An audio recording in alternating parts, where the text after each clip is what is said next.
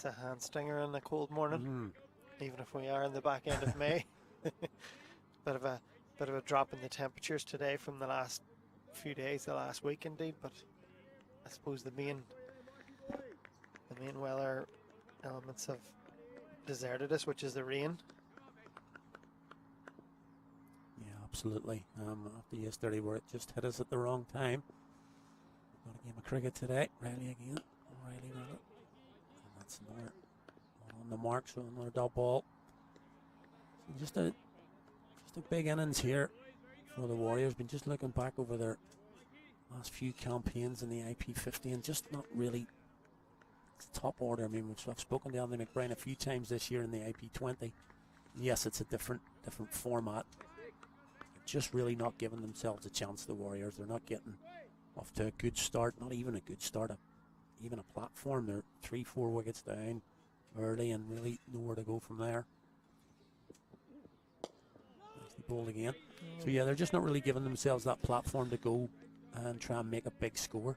Yeah, I think last season, this season, bit of a pattern at the moment with the Warriors. So they won that.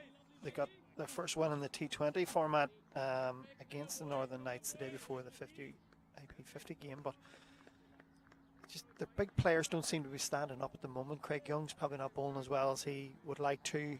The runs are hard to come by. Both these teams in their last 50 over out and lost wickets in clusters. Dooney straight down the ground and takes no prisoners there. It's comprehensively dispatched, Ali. Yep. It's just seemed effortless from Stephen Dooney, as I see on replay here. It's batting well outside his leg stump. Not much movement there, and Stephen Dooney just decided to fill his boots. Yeah, it's probably seemed strange to say, but it's a bit of a risk-free shot there because mid-off and mid-on are right up in the ring. They're very close. So, if he gets anything on it, really, and it was. If we were talking about an IP20 game, that was in the slot. An IP50, we kind of. That's unexpected for 20 over cricket. 50 over cricket, slightly different. Especially in conditions like these. I mean, we've waxed lyrical already this morning about the conditions being in the bowler favour. I think it's sussed out pretty quickly. There's not a lot of movement in the air, and if they're going to bowl that length, without that movement, then players of this calibre are just going to cash in. No hesitation whatsoever. Beautiful shot.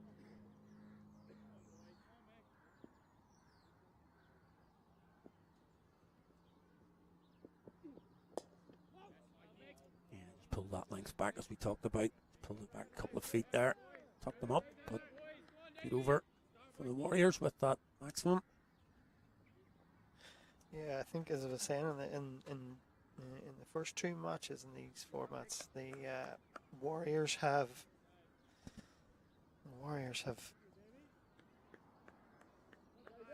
lost a few early wickets, as you say, Ali, and it's been a killer. And they've just been on the back foot from the get-go. They're 21 for 5, chasing. What would be considered a below par score? 244 in Stormont. 21 for 5 is just criminal. You can't be doing that at this level. By Gavin Ronson there. Point. Well, that's exactly the point, because I remember I was working at that game and Real Pretorius had sort of got the Knights out of a bit of a hole. Got them up to 240. Ernie got a half century. 33 wides from the Warriors, contributing to a total of 244, 50 extras. I mean, that's just below standard at this level. But regardless, it was still a power score. Warriors had no excuse for being 21 for 5 in reply, so they'll want to avoid losing 1, 2, 3 quick wickets. I do think that's the key, just to even settle the dressing room down a little bit. That it's not the revolving door again. Pads are on early. So let's relax a wee bit here and get through a few overs. And so far, just take the sting out of the new ball, really. Yeah. They have two good new ball bowlers here. David obviously has got very good pace behind him. All a nice length so far. Mikey's got a bit of swing. So, Warriors, I just want to see this through.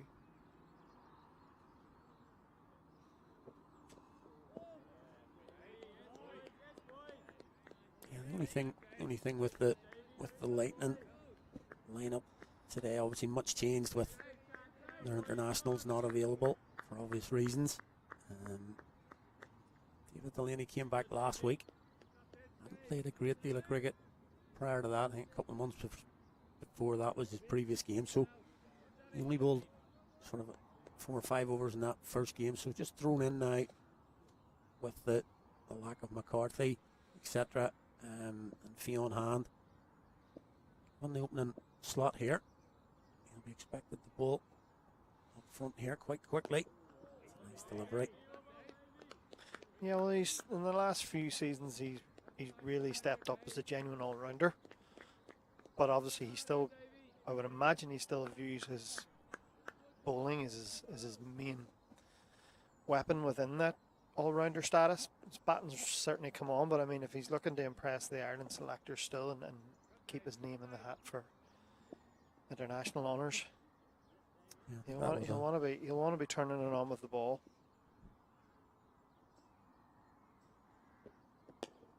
I mean, we've seen this in the last couple of years. Like Gavin Ronson nudges that one nicely into the coverage. We've seen the last couple of years, say someone who is in the international team, albeit, you know, through fortune, fee in hand, is in playing there at the moment because of Graham Hume's visa issues. But we've seen, you know, a big burly fast bowler come in and pay attention to his batting. You know, even if it is late order, he's carved out a niche that, you know, he can hit the ball. And I'm sure that's not his everything, or that's not what his game's all about. But you know, there's certainly bowlers nowadays can't afford to be one-trick ponies anymore. You know, they have to pay serious attention to their batting, and you can see the rewards that David Delaney's got with that as well in the last couple of seasons in club cricket, etc. He's on the money again. Yeah, it's a really good point, and that I was just chatting about this the other day, that possibly Graham Hume's obviously here for a reason, that he can't be in the Netherlands with the Ireland squad, and that's obviously in a way opened up an opportunity for somebody else. That, you know, he's got the shirt at the moment, but it's a provisional squad and there's possibilities and things like that. But we know what he can do with the ball, Hume. He's done that for a good few years now. And I was just talking about it the other day, that just in these last couple of days, obviously missed out yesterday, but if he can get in today and maybe even make a few runs and just show that capability with the bat that he's got as well. Here's O'Reilly again. The offside. Stunt. Yeah, if he can just get a few runs today even, just to show again that he can also come in at 8, 9, 10 for Ireland or whatever and score a few runs, then not do any harm for him. Yeah, well, the bowlers have set more of a mark for themselves as batters, such as Fian, such as David, etc. So, you know, anybody looking to get into that slot has to have a bit more of a string to their bow when it comes to batting. Gavin Ronson got off strike pretty early in the first over to Mikey Riley, so I would say Mikey's just enjoying having a couple here now at him with the extra slipping. Yeah, Won't expect him to possibly be as aggressive as Stephen Dooney, so you'll feel a bit more relaxed on this battle.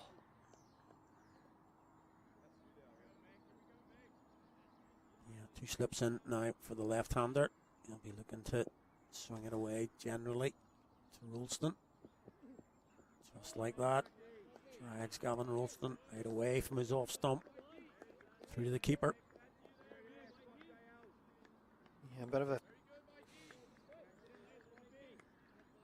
straight front leg there from Gavin Ronson. He didn't really commit forward to that shot, just kind of went half forward and then threw his hands out at a bit of a lazy shot.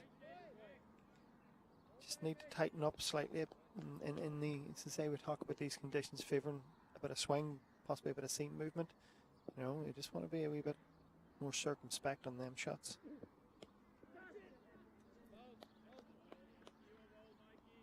And again, Just wide. And again, just not really committing forward to that and throwing the hands at it a bit. I know that's his style. He's got a quite of a languid style. You know, doesn't commit forward, doesn't commit back a lot. Trusts his hands very much, which can get you to a certain level. Again, he's untested at this level, so we'll want to see how that goes here. It's a better length. Gaines just held that back off Dooney with that 6-7 the last over in mind. Just seeing that one, Peter, that Stephen Dooney has just let that go through to the keeper. And seeing Gavin Ronson, he does seem to be playing every ball, but seems to be certainly a modern way of playing. You see Ben Duckett does it infamously, doesn't leave a cricket ball. In test matches, he just doesn't leave the ball. It does seem to be something that's become more of a habit. It can be good at times, of course, but conditions like these, maybe it is knowing where your off stump is again.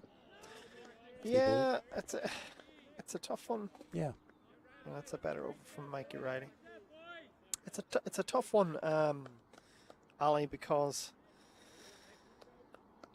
you know, I think we've all talked about how England have played their test match cricket over the last few years. I know this is white ball cricket, but you know, going back to being just generally more attacking, how they won the World Cup in England, how their test team has evolved under Brendan McCullum. Players like Duckett, who you know traditionally mightn't have got a go in red ball cricket, you know, they're given the license to be a bit more fearless, as you say. Foot movement's not as big an issue now in white ball cricket as it used to be. People are trusting their hands, better wickets, better conditions. So maybe a bit of a half shout there. Obviously heard a noise, might have been a flick off the thigh pad. Gavin Ronson was unmoved, as was Mark Hawthorne. the umpire, Mark Hawthorne. Yeah, everybody's in the way. Everybody's in the way. Yeah. But just have a look at it again here now. Just slips were more, probably a little bit unsighted, the slips, because it was going down leg. It's hit something because they hasn't signalled a wide. Yeah.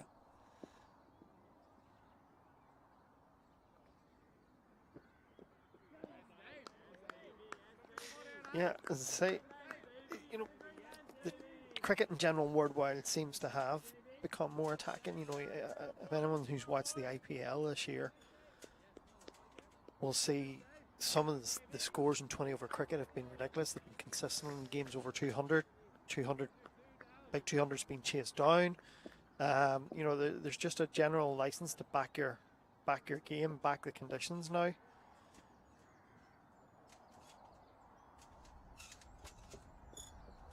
And everybody's technique's individual, so I don't want to say, you know, at the risk of technique, because I say traditional technique. We're coming from how the game was played, you know, in the 2010s, the 2000s, the 90s. You just see those run rates going up and up and up and up. You know, the ceiling being pushed mainly by batters. You know, I have a bowler for years and always says it's a batter's game. It's never been more true. But so it's everybody's technique's different. But it's horses for courses when you see certain conditions favouring bowlers, and you gotta adapt to that still. You know, you gotta use your smarts. And as you say, it could be a case of someone like Gavin just coming in, still feeling his way at this level, and I know myself being anxious in the past and just wanting to feel it every ball, Some days it just didn't work, it got nicked off, or there was a gap there, or you know, some days it did work, and you get through it. But it's a good challenge for the young man. Absolutely.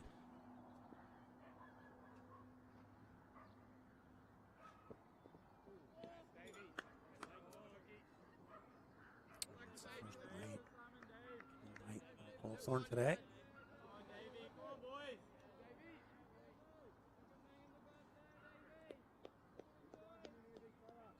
Not something to keep an eye on, as you've already mentioned. Here so far, a lot of extras in both games. Yes. So far in the IP50. Something certainly the coach is keen to note.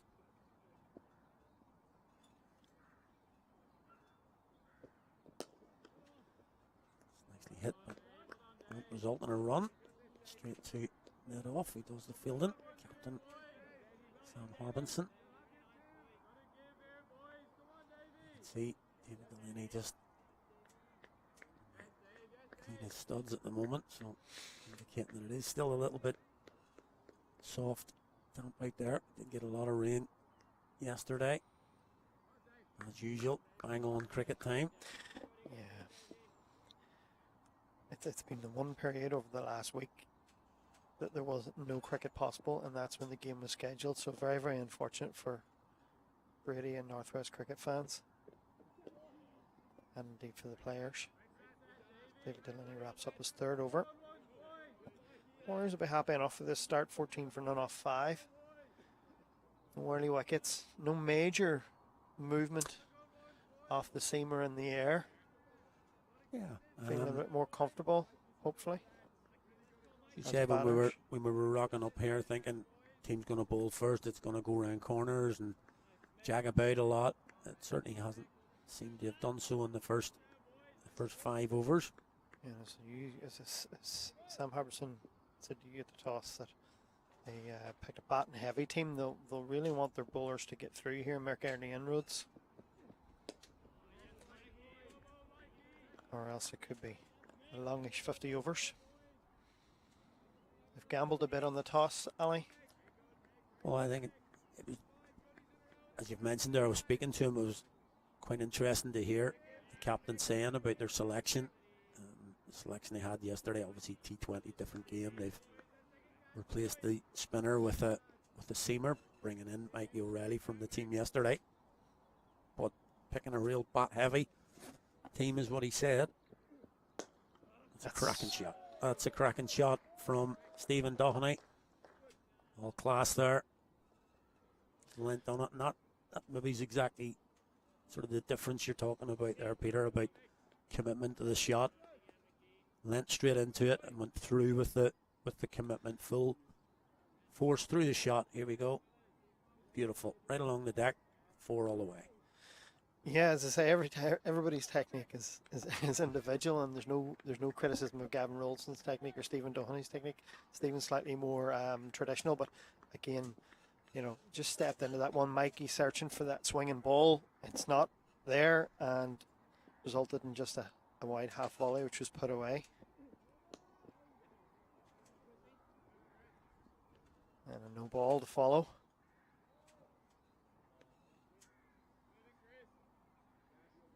So a free hit for Gavin Ronson and the Warriors.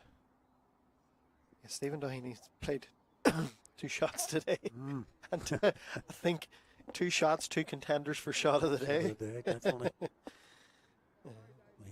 He'll really want to build on that, because he just doesn't want to be developing that reputation of looking $1 million, but not scoring those big runs. Not converting, yes. Yeah.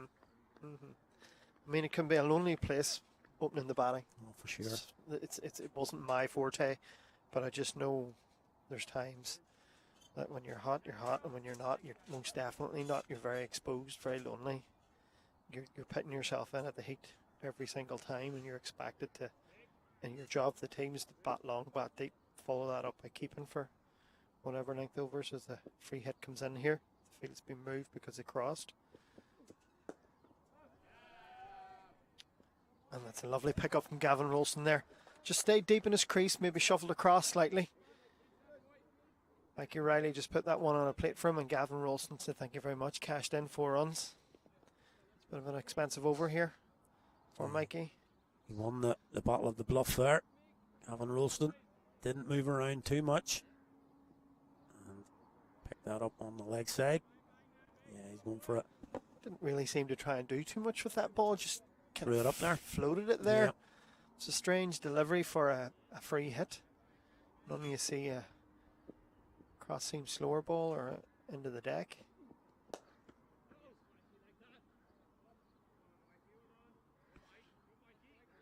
Back with the dot.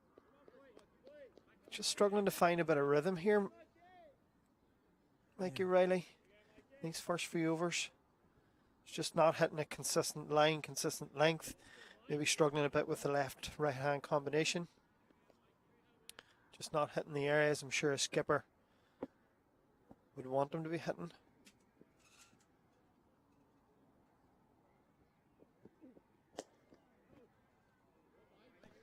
Fielded on the offside. That's the Freitas. I think that skippers realise that. He's taken out a slip. Give him a bit of extra protection there in the offside, which possibly saved 8 runs in the last 2 deliveries. So maybe the word from the middle is that conditions aren't as helpful as they might have hoped.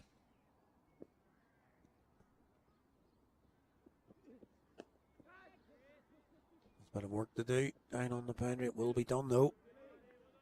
Pick up there. He done well to keep them 1 there. Keeping them down to 1. Good job by Tom Lewis down there. Fine leg.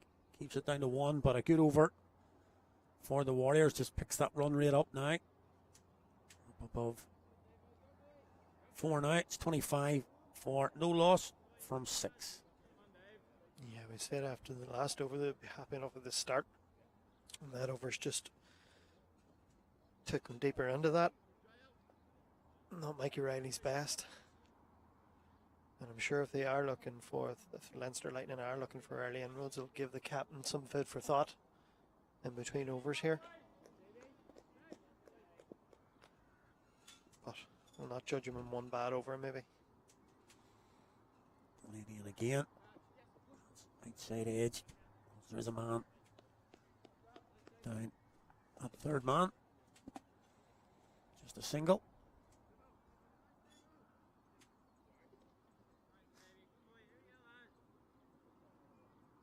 Stephen Dooney back on strike now. Both bowlers are just offering a bit too much width for me to the left-hander. He's just comfortable out there. There's nothing really challenging that off stump, maybe that 4th stump line. It's more on the 5th stump line.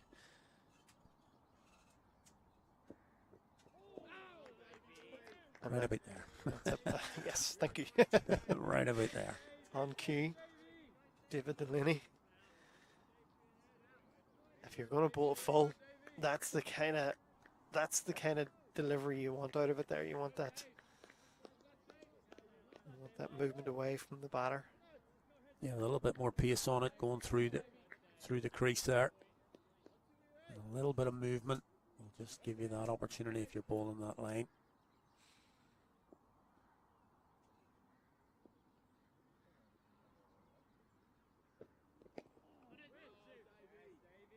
Again on the money. Yeah, a lot tighter. He is one of Ireland's quicker bowlers. I don't think the wicket will too helpful to him getting up to his top speed today. Yeah, definitely the ground's a little bit soft still. I mean, he certainly runs in hard. He certainly attacks the crease. Yeah, I was out earlier and it is still a little bit sort of soft underfoot.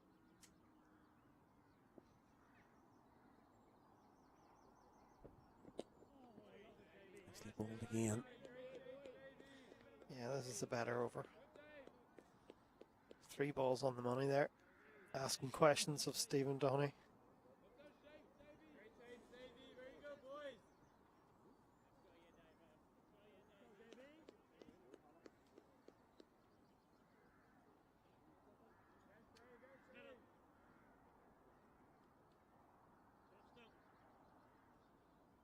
Stephen Dooney just asking for off stump there, just to see where his feet are, just to get his head in better line with that ball. Some batters just like that, just like to see where their off stump is, get that visual when they're looking down. Yeah, you can see him taking his normal guard down. So just an interesting one for batters out there, just to he's trying to work out where his off stump is. Good stuff this from Delaney in this over. Again, I see Cricket Ireland have announced the draws for the next round of the Irish Senior Cup and the National Cup. Some interesting ties, which I'm sure we'll take you through as the day goes on.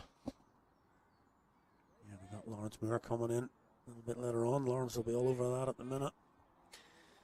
First match up is a very Dublin derby. Phoenix home to Railway Union.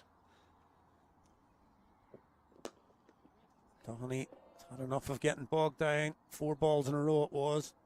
He comes down the track, meets the ball, hits it over the mid-off fielder to the boundary for 4.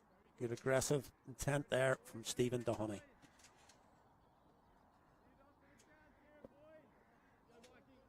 Yes, good intent there for Stephen Dooney. He was under the cosh a bit in that over. He'd been beaten, followed up by 3 balls right on the money from David Delaney, and I like that mindset. He's just not going to settle and let the bowler dominate. That's kind of what we were discussing earlier on. There's 2 ways of looking at it. Do you leave the ball and let yourself, or do you take it back to the bowler? And the modern way kind of is going that latter way. You take it back to the bowler. You've bowled 3 or 4 good balls at me, but it's going to come right back at you. Make you ready to continue. Down the leg side. Struggling a little bit with rhythm here. O'Reilly, it's a wide. Yeah, I know we talked about the Warriors losing wickets in clusters, but obviously an opening pair in these, what you think would be favourable bowling conditions, you'd want them to just see off the new ball, but Stephen Dooney so far has other ideas. He wants to be proactive. He wants to be on the front foot. He wants to dominate. And follows that up with his teammate Gavin Ronson. Lovely 4. Again, Mikey Riley going a bit too full, a bit too leg side. Gavin Ronson stays in his crease, helps that along over square leg. That was a lovely boundary, Ali. Yeah, very similar to the free hit that he had in the last over. This time obviously it wasn't the freedom of that, but played exactly the same shot. Nobody out there, so in all intents and purposes it was kind of a free hit. It's good to see the Warriors are commit. I like this mindset that they're committing to the shot. They're not thinking about it. There's no half hits. You get a ball in your area, you put it away. End of. Just keep it simple. You 2 guys have motored along rightly here now. I'll be delighted with this start. Absolutely. Going slightly, well, going up around 5s. Cashing in on a bit of erratic line and length from Mikey Riley so far.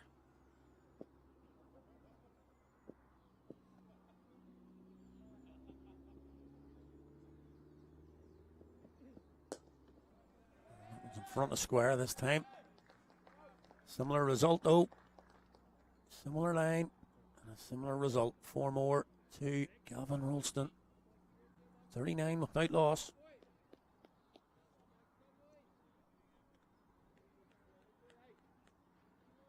It's a lovely shot. Almost typical left-hander, you would say. Mikey's just searching for that full ball, searching for that bit of swing that's not there, and he's being punished for it.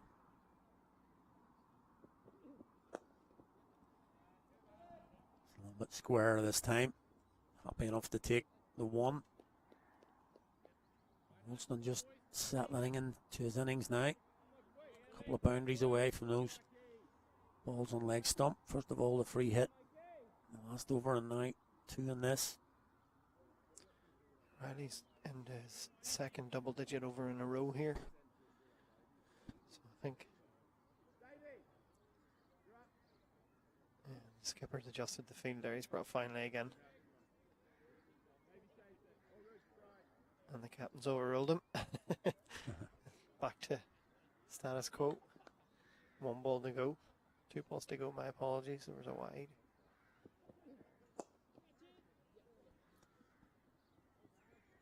Go. It's going to make the boundary, going to be pulled in probably. It is. 2 fielders right there. Again. Bit full there. Width as well. Stephen Dooney can throw his hands at that, see if the noise he gets plenty of wood on it, can take it over the infield. 2 more.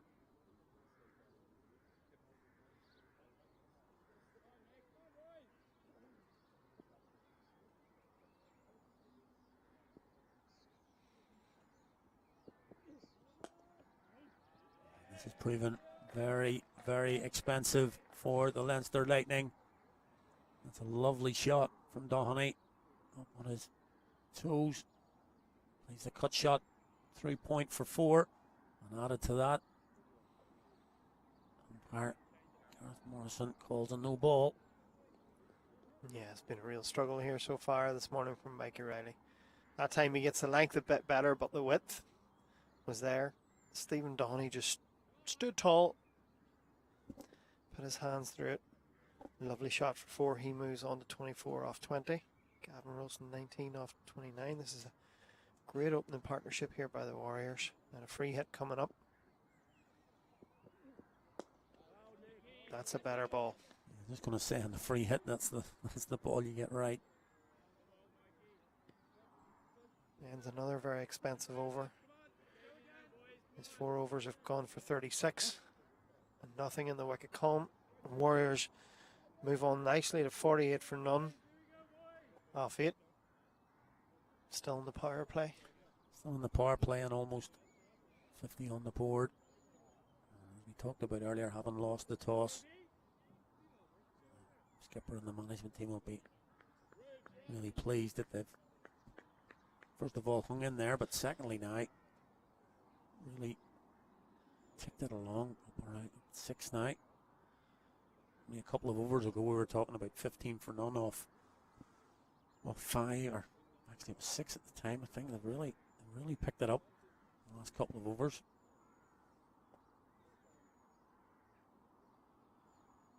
Yeah, bit of a change here. Back to 1 slip for David Delaney. Fine legs we brought in. Mid-off's gone back. That could be out. And it is. And can you believe it? Stephen Dooney, just his shoulders drop. Cannot believe that. I can't think for a moment that he didn't know that Ruben Wilson had been brought into that position, but I mean, he has literally picked him out beautifully. That flick off the hips, and you can see on your screen just the feeling of Stephen Dooney there. He's gone for 25. Yeah, a despondent Stephen Dooney trots off after the very definition of a freebie. I mean, it wasn't the greatest delivery by David Delaney, as you can see. Back of a length off leg stump. He's just flicked it round the corner to the man who was brought in because of how this opening partnership had been attacking. Mid-off had gone back, and by a stroke of luck, fine leg was brought up in the ring, and he's just planted one straight in his mitts. My goodness. It was. I'm still stunned at that, Ali. Yeah, it was literally right in front of us, and you could, just the minute that he hit it, you knew it was going straight to the fielder. Doesn't matter whether he caught it, obviously, but it was literally straight to him. Anyone asked you ever to define cricket, that sums it up in a nutshell there. You know, you can bowl the best ball in the world and get no joy for it, and then you can bowl a rank, and all of a sudden you're one in the wickets column, and that's brought Kane Hilton of Cliftonville Academy to the crease at number 3 for the Warriors.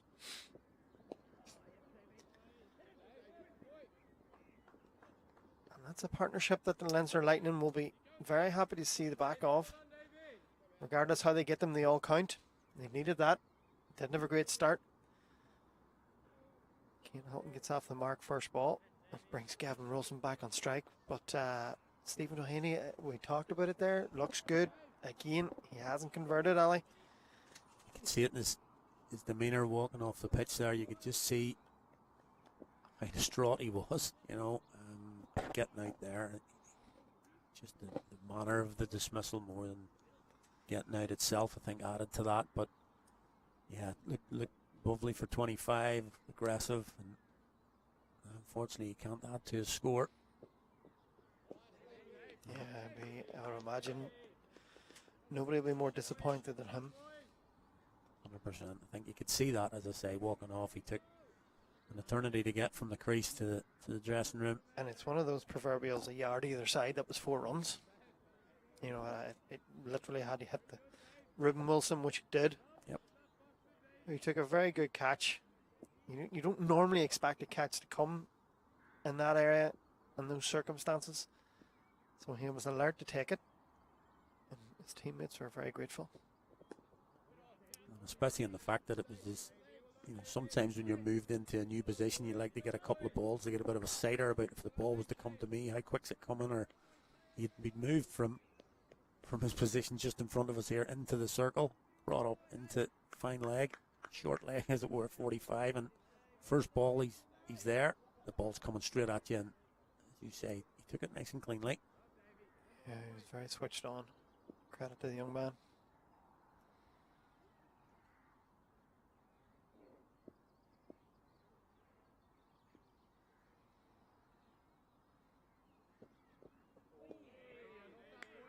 He's had a bit of go with that one.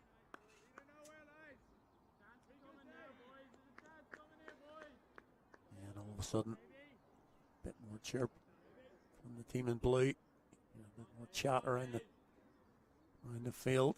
Going a little bit quiet there over the past 20 minutes. Two slips coming in now immediately. Yeah, that's prompted a change in the field. Leinster expect an opportunity here. Finishes the over with a very good delivery. And that's the over that Leinster Lightning have been searching for. Yeah, as we talked about, maybe a little bit fortunate how it came about, but it came about and got the wicket. The skipper has decided he's going to take the ball. Sam Harbins is going to come on now, place Mikey O'Reilly. So yeah, two young players in now for the Northwest Warriors. We already discussed Gavin Ronson and his Irish under-19 World Cup teammate, Cian Hilton, has now come in. Drafted into the Northwest Warriors this year. Hasn't managed a significant scores yet, but he's looked quite comfortable at this level. He's energetic and he wants to do well. He's facing up now. I'd like to get that away. Yeah, well, there's been a decent production line off that last Ireland under-19 World Cup squad. Yeah. As you can see, the Warriors and their faith in youth with Cian Hilton, Gavin Ronson, Scott Macbeth. Nicely bowled. Yeah, we've talked about that already in the T20 format. Obviously moving up a longer game now, 50 over, and Cameron Melly. But you've got to accept then that there's going to be, with any inexperienced and youthful setup, going to be difficult times. You've got to get through that, but it's maybe why you're saying that the senior players have to help them out a little bit.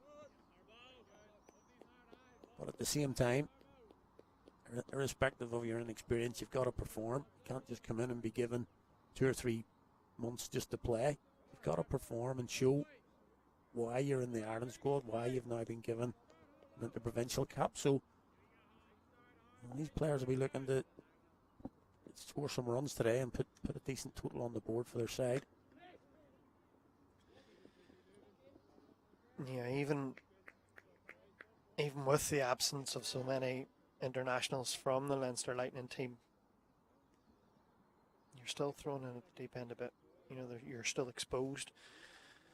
Sam Harbison's no mug. David Delaney's very experienced cricketer. Mikey Riley hasn't had the greatest day so far, but you still, go on that with Gavin Hoey, Ruben Wilson. You are exposed. You are asked to perform pretty quickly. There's no hiding place for these young lads. Liam Doherty's another one in the Northwest Warriors setup. They are really putting their faith in youth. Gavin Wilson tucks that nicely around the corner. They are really putting their faith in this youth setup, backed up by some experience. We will say Shane Gatgate Andy McBride, Craig Young.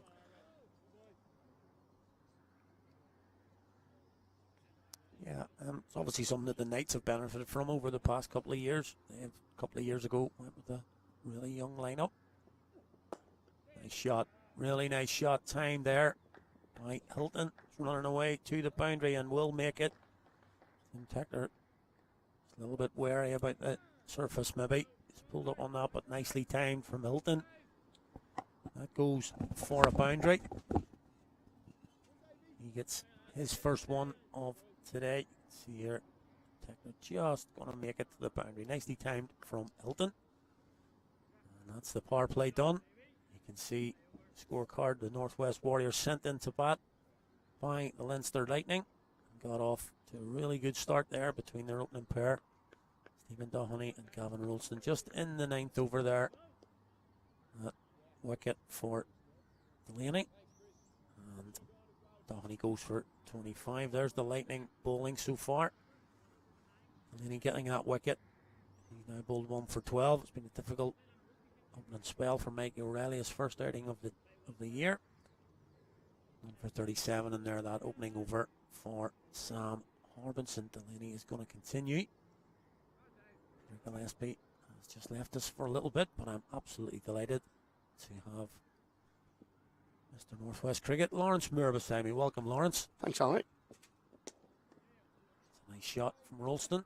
Just one though, as we're out of the power play now, and the field has spread a little, and one of those fielders, Krista Freitas, has been placed on that boundary, so that's just a single.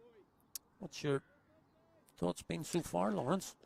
It's been a very decent start from the Warriors, I have to say. I was just listening to yourself and, Peter, discussing the setup of the side and the makeup and the fact that these youngsters are getting their chance now. And it's really, really good to see. It's great to see Gavin here.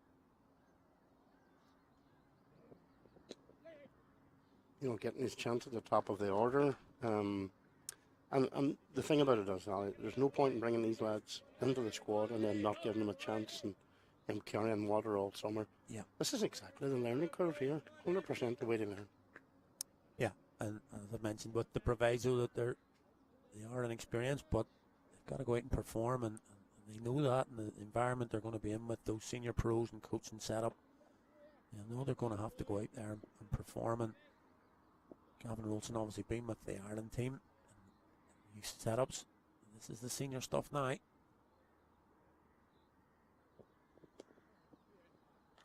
And that's the way it should be. There's no hiding place. And, if Ireland want to be and want to become as recognised as you would like to think they will be, this is where they start. This is, one of the things about the Interprovincial Series, and there's been a lot of talk about it over the last couple of years, I think first and foremost it had to work out what it was itself, the Interprovincial Series. Is it, what a 10 game, what the goal was. And I think still the fact that there's so much international cricket, sorry, in all forms for the senior side, for the Wolves, and for the underage sides as well. And I think the structure has probably taken a wee while to settle down to work out, the sort of the pathway through it. But Boyd Rankin's done a great job here. Maybe not the results that he would have looked for at the start of this series, I'll grant you that. But the progression we're going to start to see, I would say, over the next couple of years. Yeah, that's exactly the point I was going to make about the Knights a couple of years ago. They made that conscious decision 2 years ago. Delaney again. It's the Hilton. It's on the leg stump. Ruben Wilson this time is in regulation fine leg, so that will be just a single. Yeah, they took the decision possibly in terms of results. They knew maybe it was going to be a little bit difficult, but they brought in the likes of Morgan Topping, Kate Carmichael in the middle order and decided to give them a run for a season. Yep. And that paid obvious dividends last year, that those guys were now coming in with 6, 7, 8 games behind them instead of being dropped in. So the hope for the Warriors would be that games like today for these younger players and making them sort of feel really at home with the environment, and they're comfortable coming into the team and they feel part of it, can then benefit going forward this year, but then in years to come, possibly. Yeah, well, look, we have to give a hat tip to the likes of Simon, who's done a brilliant job. The NCU are definitely what we're looking at now in terms of a model, a basis for this. And we go back to this competition, what, in his 11th or 12th year now. Yeah. And you look at the very start, Bobby Rayo came in and he picked, I mean, the Andy McBride's, Craig Young's, and he sort of rotated, he built his team around that. They took some awful pastings for first 2 seasons. Yeah. And then they won the T20 tournament in 2014. Okay, weather assisted, I grant you that. But that was kind of the precursor then. And I think the difference is the Interpro then had to work out. You know, what we had then at that stage, Ali, was we had a Northwest team. Yeah. All Northwest players. Yeah. And there was an identity with it. And that was probably our strength. We then weren't as competitive because the Knights were doing what they do. Leinster have an embarrassment of riches, let's be honest about it, and always will have. So catching them in that current format that we had was going to be difficult.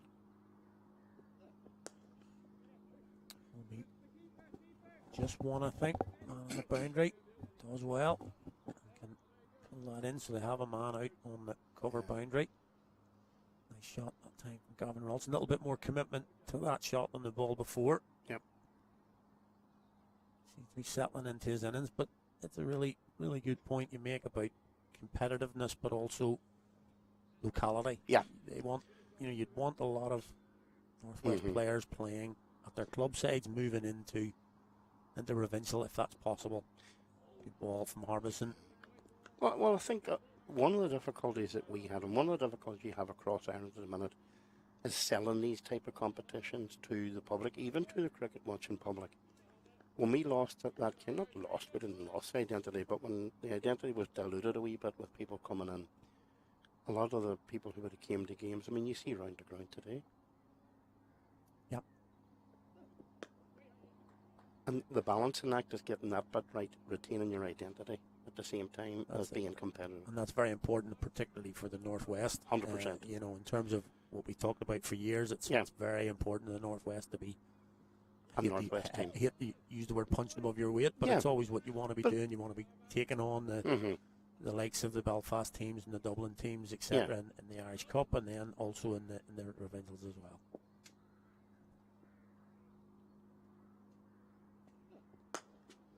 That's a nice shot. That's a nice shot for nothing. Ralston. Well, we did punch above our weight for a long time at the start, but, and I mean, the players who were involved and what they got out of punching above, how much they loved. Absolutely. Johnny Thompson's a prime example, let's be honest. Yeah. Johnny Thompson had a look for you, and he knew we were punching above our weight, but he loved that. That's what got him fired up. Yeah.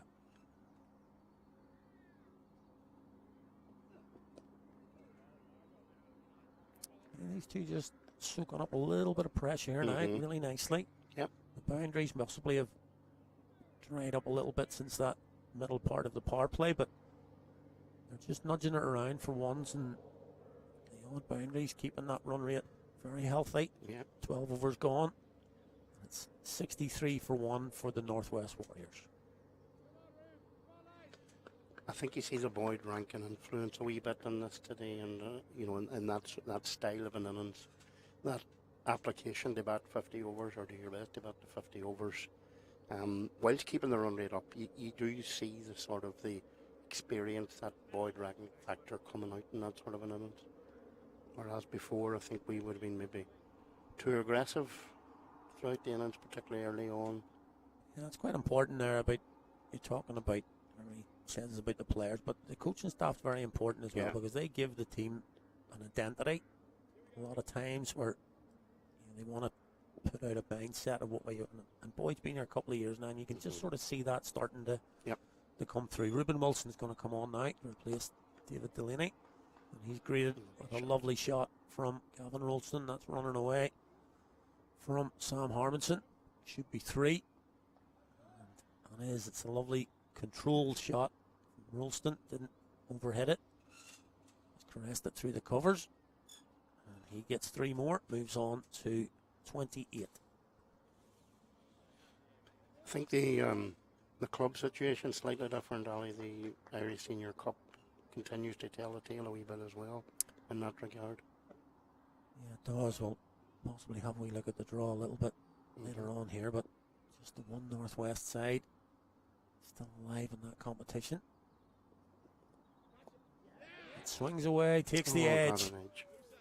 And Hilton has gone. A bit disappointed with that. He kind of followed that. It was needless. A little bit of a half shot there, Yeah. and a little bit innocuous a wee bit from Cian Hilton. Didn't even look as if he had played it that much, but took a decent edge, and Seamus Lynch goes to his right, hangs on, takes the catch. Here comes the replay. Ruben Wilson's second ball. Gets that one in the area, and yeah. He's just fished for it, hasn't he? Yeah, he just hung the bat out a little bit. Get moved that much, but takes the outside edge, and as I say, Seamus Lynch does the rest behind the stumps. So they were starting to get settled into their partnership. Cian Hilton's gone for 9. Second wicket has fallen, and that brings in the skipper. Andy McBride, of course, from Donamana, number 35. Short of a few runs at this level recently. McBride. He hasn't been in the greatest of form, is right. But he's played a lot of cricket over the last 2 years. And we know how good he is. Just looking forward to see if he can batten down the hatches a wee bit, and he's on his now try and build. Yeah, just from the Warriors' point of view, we'd just like to see a McBride special here. Just knocking around for a while, but Wilson been trying to change that. Good start. Ruben Wilson changing up. Left-hander, obviously. Good start, changing his line there.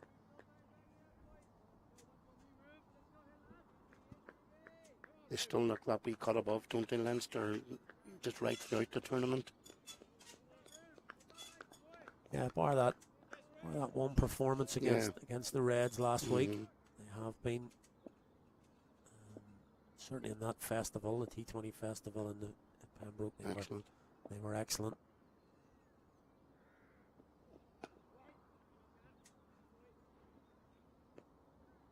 Just given this platform that the Warriors have got. Yes, they've just lost the second wicket, but 66 for 2 in this first period. So they'll probably take that with longer batting lineup. I'm just looking down their batting lineup now, and it certainly goes down quite deep now. You're looking at, possibly, I'm not sure who would come in next. Is it Macbeth or get next? But either one doesn't really matter. 5 and 6 in. Yeah. Cameron Melly 7, Graham Hume 8. Solo Pete coming in at 9 even then. That's right. So I mean, it definitely goes down. It's a bit, it definitely is deeper. Bit deeper today. So the hope for them would be a couple of good partnerships now over the next few. And they could put up a decent total here. Try and defend it.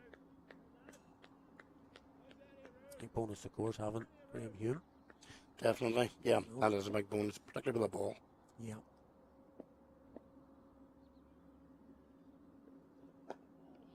And this youngie with Craig missing and Conor Alford's injured, obviously. Yeah, real disappointment that was. Conor Alford just coming back at the start of the season to come into that squad down in that T20 festival where he was almost buzzing to see him back. Yep. And really keen to see what he could bring back to the game. And of course the well-documented injury. Just saw him walking past yesterday. Yeah. I'm glad to say that he was walking past. He sort of indicates that a couple of weeks maybe he may be ready to go again, but no more soccer, I think. Well, I think that's it. Ban him completely. 100%, sure. Yeah. And you know yourself, when you have a trend of injuries every so often, then it gets more difficult to come back from them.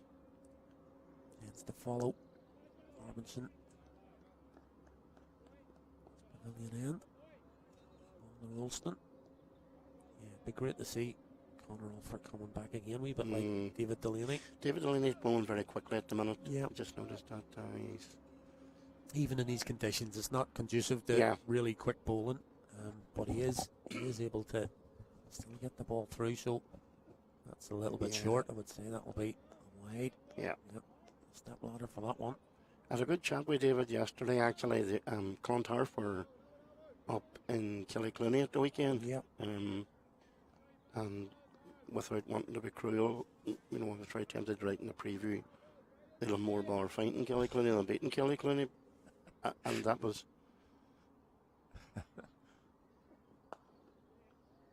Nice shot. He was laughing at it. He was laughing because he said that Killyclooney, he loved being there, and he says he got an absolute timmer in it for a couple of overs between Mark Gordon and Kenzie Hall, who's a very good cricketer. Kenzie Hall's a young lad who has a lot of cricket in him, great potential. He's one of those kind of lads hiding in our youth, in our club system at the minute, and can be developed, I suppose. But then again, he's very good at a number of sports, and rugby takes up a lot of his time as well. He said he bowled 3 overs at Mark Gordon and he went ... 66 ... 66 ... Nothing says Northwest cricket. Correct. ... 6 ... Yeah. Yeah. Nothing in between. No grey areas in the Northwest when it comes to that.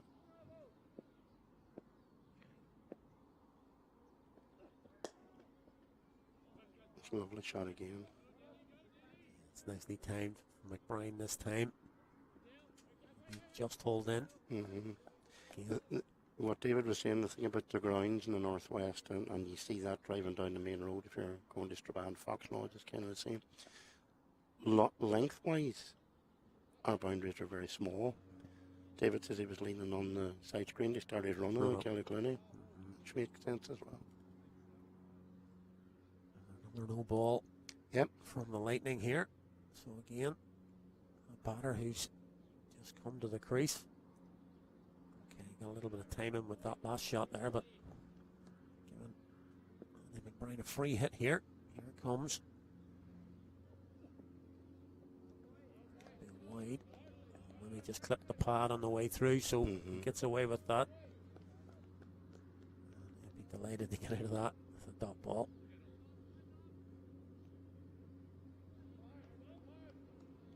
So yeah, it would have been just great to see Conor Alford coming back and just basically seeing what he can do again. It's been too long since he's been on a cricket field. So hopefully that will be rectified fairly soon. See him back in Northwest club cricket, but more importantly, even the Interpros, and then see where it takes him. Where that takes him. He is young enough and physically keeps himself very active, so he does. He has a chance, but it's getting back again and getting back consistently. Just getting that confidence that his body will not fail him. That could go. That is out. That's knocked loose. That's a nice shot indeed. McBride takes the edge again. Once again, straight through to the keeper.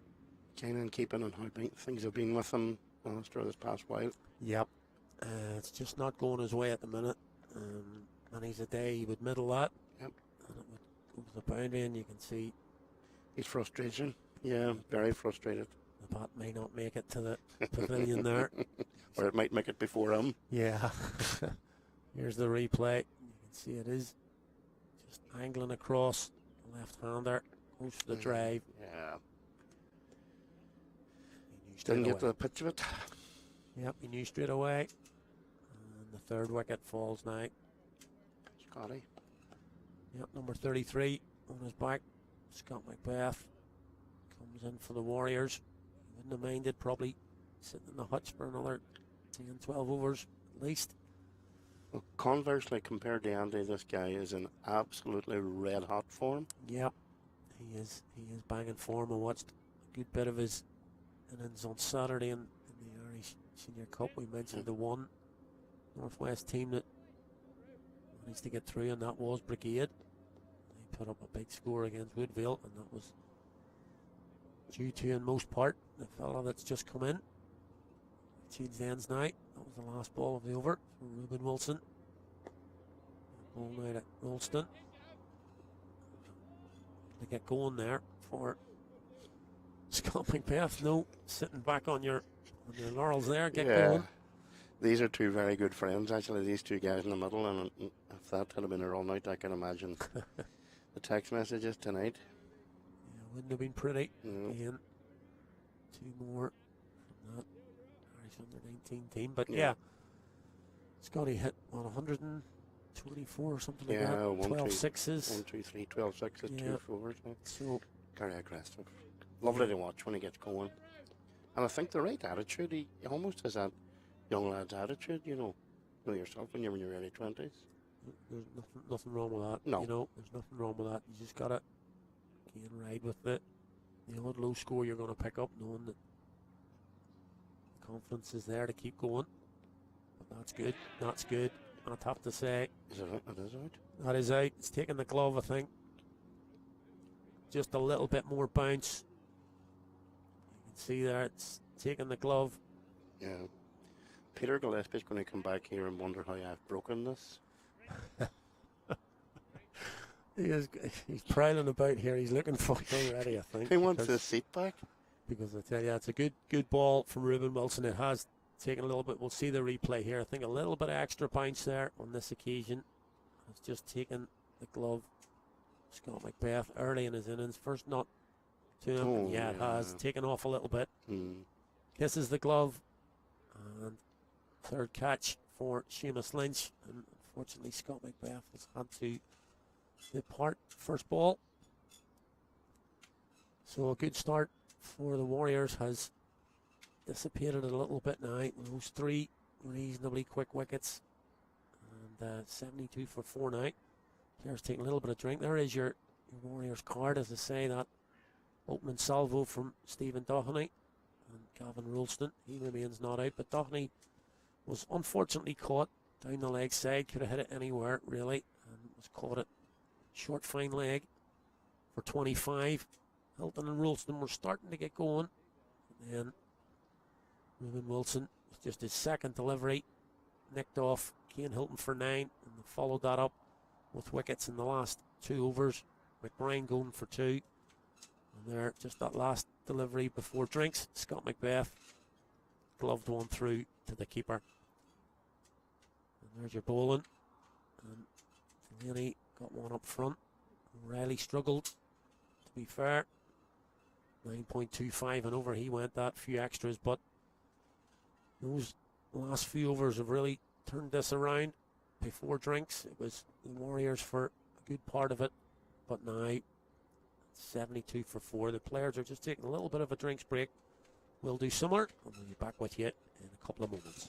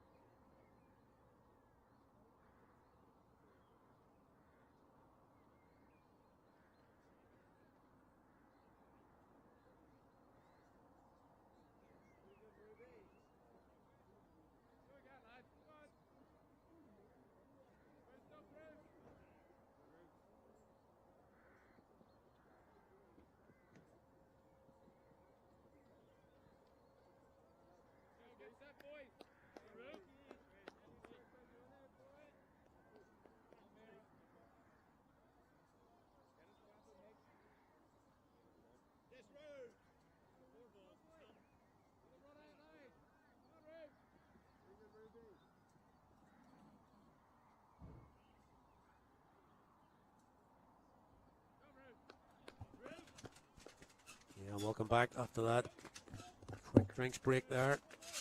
Taken at the fall of the wicket of Scott Macbeth. Shane Gatgate is the new man at the crease. His first ball is going to be wide, I think. Yep. Down leg side. We're just discussing off fair there a little bit, Lawrence. It's a little bit unlucky for Scott Macbeth. It was his first ball, and it's really the first one we've seen today that is... It's taken off. It's taken off a little bit. It hasn't sort of normal bounce. It did bounce a little bit more. Good piece of bowling, you have to say, but just first ball, that could have happened maybe 2 or 3 overs later. You might have been able to ride it a little bit. That's right. But just first ball, takes the glove, and that's the end of your innings. It's hit in front of square, and will be a boundary to Shane Getgate. No mess in there from the new man. Bit of experience in the middle now. I suppose you need that, you know, when we talked about the likes of Gavin and Scott coming into the side now, a few of the younger faces, and you do need now in the middle order. I mean, Shane's been brilliant right throughout the Interpros for whoever he played with. Yeah, and we've mentioned a few times, I mean, last 2 weeks ago when he came back into the bowling lineup, the Warriors hadn't bowled for a couple of years, but bowled in that T20 game too. 4 overs for 22, which was excellent. And bowled the next day as well. A little bit stiff and sore, but got through it. But also on top of that, I looked at his stats over the past year, and he really struggled with the bat. And then he only got 12 in that win against the Knights, but it was Cameron Melly, obviously. That's right. That did the business, but but he stayed with him. Had a very important 6 at a very important time, and only got 12. But then the next day, wickets were falling all around him. He was brilliant. 66 not out, just looked like the old. Shane Getgate again. I can't think of anybody who's had an impact on the entire Interpro series as much or more than him since it began, since the inception of the whole thing. Yeah, he's been around a few of the provinces, but kind of, I want to say this, but seems to have found a home here. You know, he really likes playing here. He does. And, enjoys the team. And I remember a game here last year. The Warriors got over the line. It was not the fact that he was batting, really. It was the chat that he had with William McClintock that won the game for the Warriors. You could nearly see him saying, don't fish about anymore, William. Play your normal game. And he did. He certainly did. I think that's what he gives you, and you know, you can see yourself the value to somebody like that to a team. And he just is one of those individuals. He can bat, he can bowl, but as you say, he has the experience to kind of talk others through their game as well, to help others through their game. He's exactly what Boyd Rankin needs in the middle, let's be honest. Yeah, that's exactly it now, and there'd be no better man for Gavin Ronson to chat to here, just to keep it right. It was just very evident that day. He was captain that day.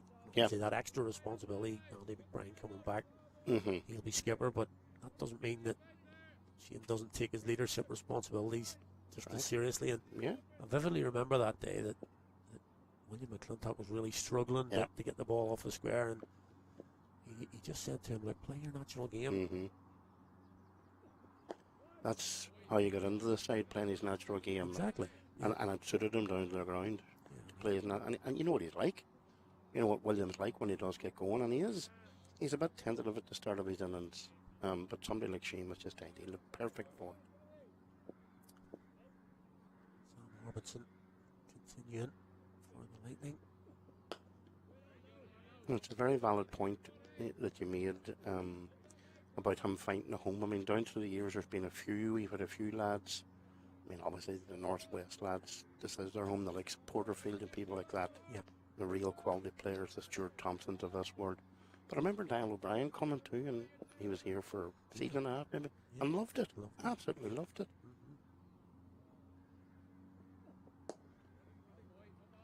was actually just going to comment on that. The rag? Just the rag, I was just going to comment on it because it's right in front of us here. We're directly in line with Sam Robinson. He's got a really big towel just tucked into the back of his shorts, and it really didn't look as if it was going to hang on, and sure enough, just in that wall, it falls out. Must be off-putting for the batsman, that, when it comes out just before the delivery is dry. Because that's exactly what I was looking at. I wasn't looking at so if you're the batter, I'm just thinking, what would happen if that nicked off or something? Would you be able to say, well, that's right. That put me off. I think you probably would. You know, the umpire would have to take that into account. Of course. Get the face's first ball from Robinson. It's a half volley on leg. Wide of really going to his weaker hand. I was going to say to you, Alistair, one of the things I miss, I'm very traditional when it comes to my cricket, I miss the 3-day format in the Interpros. And I remember being at Oak Hill for the Northwest Warriors Leinster Lightning game when Niall O'Brien and Ed Joy swapped centuries. What a game that was. Two quality players. Just watching them in the sunshine down on beautiful setting down there. Yeah. Absolutely, it would be great to see that available again, just for the very fact that it's a test of cricket again. Then It really is. It really is. You know, there's no longer a time factor, and you've got so many balls to get so many runs. Yeah. It's not a part of that. It's really well timed, too well in fact. Rockets to Mikey Riley, can't get a single. You would nearly think that, you know, with Ireland in the test arena now, that there would be a place for some sort of multi-day cricket at some point. I know they obviously have reasons, costs and whatever else for hosting 3-day games now, but I'd like to think there'd be. I know they talked about a North v South 3-day game, which would be a good idea as well. I just think there's a place for multi-day cricket. Yeah, it's something that's definitely on the cards with Ireland's his test match win so far this year, plus another one coming at the end of July. We've got the game in Belfast against Zimbabwe. That'll be a new venue for test cricket as well, and we've mentioned a few times now a big vibe about that down in Belfast. It really is. So you know, it's a big event. Yeah. Regardless of the cricket, you know, it's a big event. Wilson again here now. That's a little bit short again, and Getgate's got that out in front again. This time, Freitas does get round. Has he managed to hold that in? Just keep an eye on him here. Yep, I think says he's got that. So just the two this time. I think that's a big factor for cricket in the whole of Northern Ireland this year to have that test match. Brilliant, absolutely brilliant, and hope it's well supported. Well, we need to market it properly first, and then hope it's well supported. I think that's another big factor too. But it's just great to see test cricket in Northern Ireland.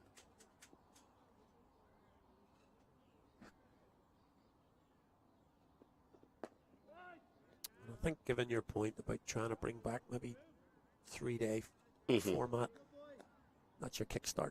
Absolutely, that's your kickstart. If you go and play a test match in your country, and you can see the support for what the support and the event, the whole package of what a test match brings. Yeah, that may well force the hand to say, look, can we then bring this into our domestic game again? I mean, I listen to these a lot of English players, Jimmy Anderson in particular, in his retirement. It's going to be wide, and 5 of them. Seamus Lynch can't haul it in the leg side. Yep, going to be 5 of them. Warriors will definitely take those free runs. Absolutely.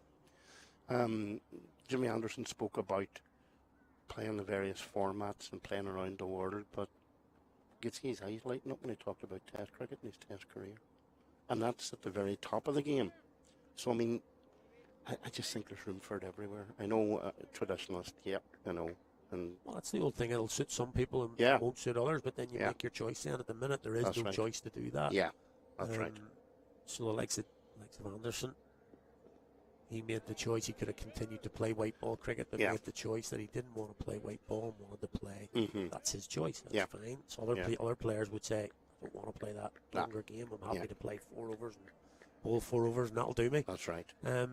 But it's having that choice. As a spectator sport as well, you know, you tend to, I mean, we look around today, the Interprovincial Series, I suppose, probably needs a wee bit of a facelift at the minute in terms of a spectator sport. But in terms of the format, I don't know.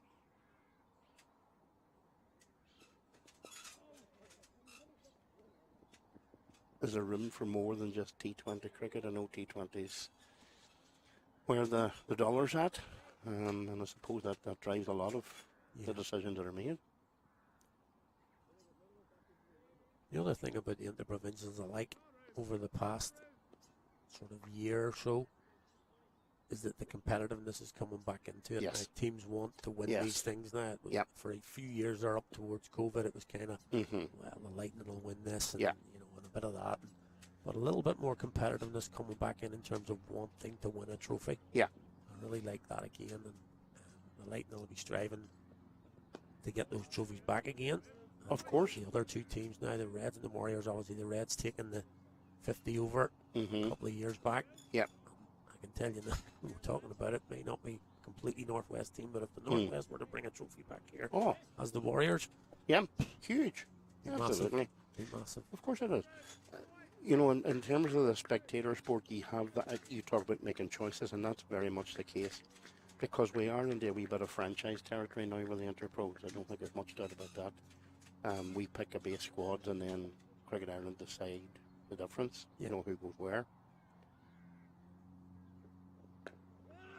And I think the balance is quite good. We're watching here today, and I think the balance is quite good because there are a lot of Northwest players or based players or guys who've come up through our youth structure playing for the Northwest at the minute. But you still have to be competitive. Yeah. I actually made a point of looking at the squads when they were announced pre-season, and I sort of looked at the Northwest Warriors and did sort of think I was quite pleased with Yeah. the number of younger players right. who are playing Northwest cricket. Mm-hmm. And I think it's very important that they do continue with that the likes of a Scott Macbeth, young kids can look up and say, I remember playing with Scott 3 or 4 years ago when he was 15 or 16. I was playing in the same. Maybe I could go back to that, or keep going and maybe get to that level. Or and he's playing for Ireland as well at the youth setups and things like that. So just having those players being able to play at this level and make a name for themselves. I mean, it seems strange to say this about a guy who got one ball today. Yeah. But at the same time, following Northwest cricket the way that I do and seeing what I see, he's definitely right up there at the top of all our prospects, our young prospect. Young fella's a serious future ahead of him if he works with the right people. Yeah. Takes advice from the right people. Well, there's a few of them. Young Curry, Degger Curry's nephew has gone to Donamana now from Bonds Glen. He's another really good prospect. I think he'll do big things at Donamana this year. We're going to see our first spin introduced today. Sort of thought it might take a while with the conditions as they were. It's taken 17 overs, but we're going to see Gavin Ronson now from this pavilion end. Leg spin 2 at the moment. Shane Getkin, who's on 9. There's definitely a bit of drying in that wee breeze there, Alistair. There's no doubt about that. Yeah, a little bit later on today. Yeah. Could be different. Drier. Yep.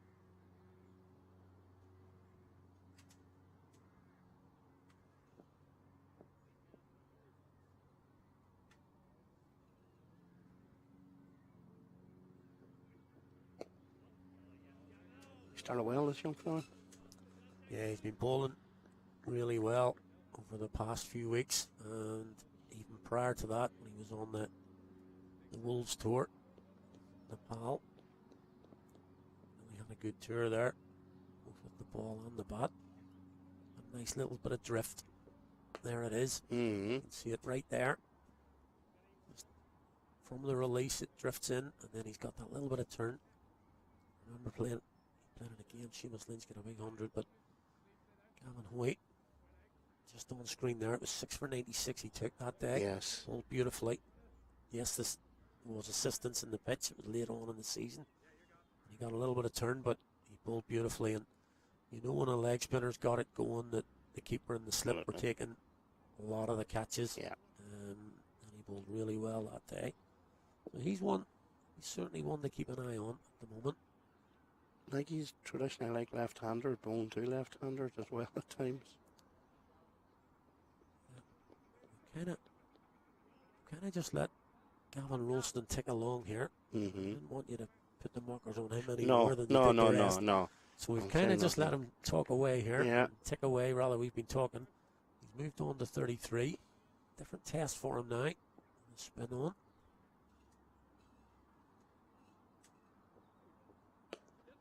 Short, nicely played. Not trying to hit that too hard. And I think there's just a slight subtle difference from Get. I watched them down at the festival early season. A couple of leg spinners and spinners came on. There was a left arm spinner came on for the Knights in the first game. And Matthew Humphreys had him just going back to try and cut the ball, and he tried to really hit it hard. Yeah. And he was caught on that occasion. Then he got out the next day to again the same sort, and he didn't look at himself at all. There, for example, he hasn't tried to overhit that. He's got in a good position. He just punched that into the covers. And that to me just shows a little bit more confidence in where his game's at. Yeah. Need probably a wee bit more difficult for the spinner to settle in just in these conditions at the minute too. Yeah. Need a wee bit more time. He does the fielding on occasion. As the obligatory shy at the stumps. never that hits the stumps and goes for 4. That's right. I know a few bowlers that would be straight down to point. Yeah, that's it. Making their point to you. I just don't get it.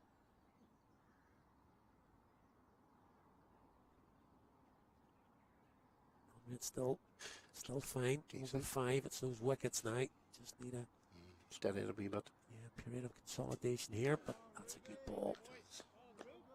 Got a wee bit of movement. He's definitely extracted more movement than anybody else. Ruben Wilson. Kind of tempted Shane out there a wee bit too. Moved it away from him. Definitely just moving it away from the right-hander. Ken Hilton just fishing in a ball outside his off stump, and then a little bit of bounce. Take the gloves of Macbeth.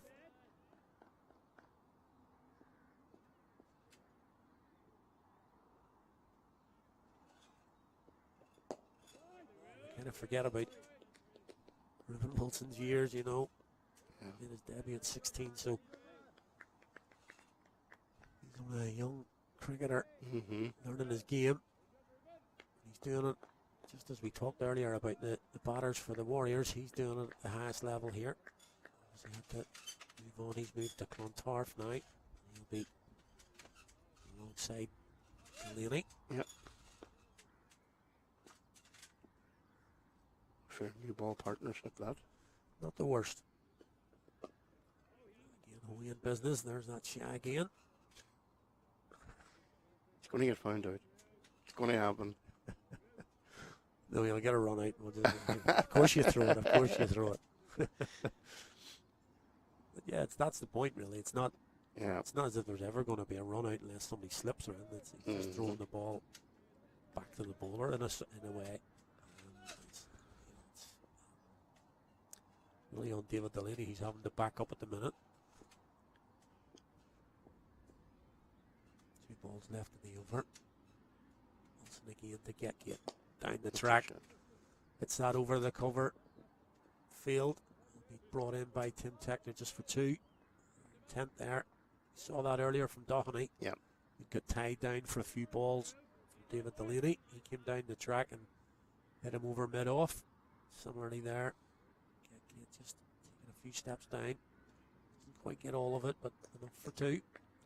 I'm under a bit of pressure now, Alistair. There's an Ireland international cap centurion has returned to the post and won't be happy that I've taken 3 for 30 in my stint. I'll be glad to get offside. On the pull this time. Get. He's got enough of that. Right in front there. In fact, that's gone through the mid-wicket area. He's timed that pretty well. Goes to the boundary. 4 more to Shane Getgate. He goes 17 on the total 98 for 4 now for the Warriors.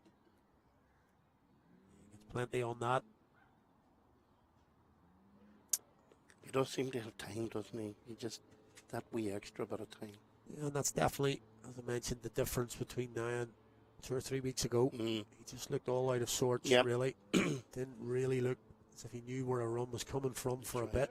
And then, as I say, even that 12 not out in the T20. Yep. And it may be just the confidence being able to bowl again. You know, it could have just feel at home again. You know, despite the fact that He's played multitudes of interprovincial and Irish and all sorts of cricket. Just being able to be confident that he could bowl again. Did well with his spell and then just got that back of the bat. He doesn't seem to get phased by an awful lot either. No, he definitely doesn't. He's pretty laid back character, which is really good quality in a cricketer. Oh, absolutely. One of the top qualities. This is way back on. He impressed me in his first over, I have to say. Yeah, leg spinner in these conditions is quite chilly.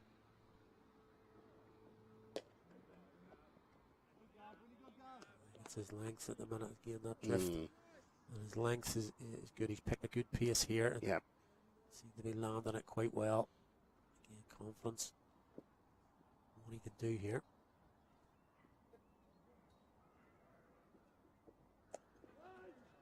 A test. It is a test for Gavin Ronson here. It is. Very much so. No, good quality leg spinner. Real pace on the ball. He's got to make that himself. I think Shane would be more tempted to try and take him out of his stride a wee bit. Yeah. He's at the other end. Yeah.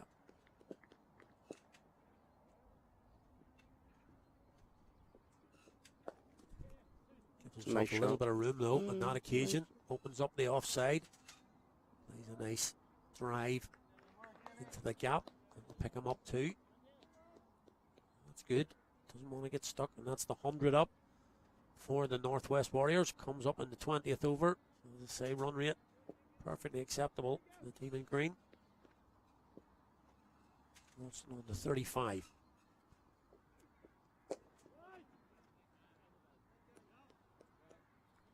The last ball of this, the 20th over.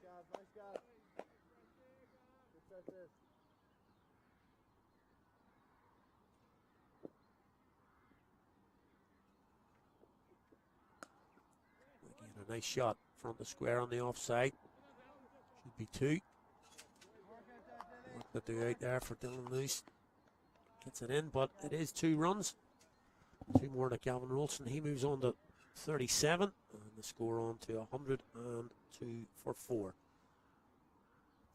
We'll take a little bit of a leave here. Leave Lawrence to go through the card with you, and him and Peter Gillespie can fight it out. I think Gavin's settled into his work very, very well here now. Batting very well, 37 off 60. And he has the experience of Shane, 17 not out off 19. So the Warriors will be happy enough at this stage, just as Peter comes alongside to join me. Peter, I'm sorry we've lost a few wickets. Not my fault, but Gavin Ronson really looking well at the minute, very composed.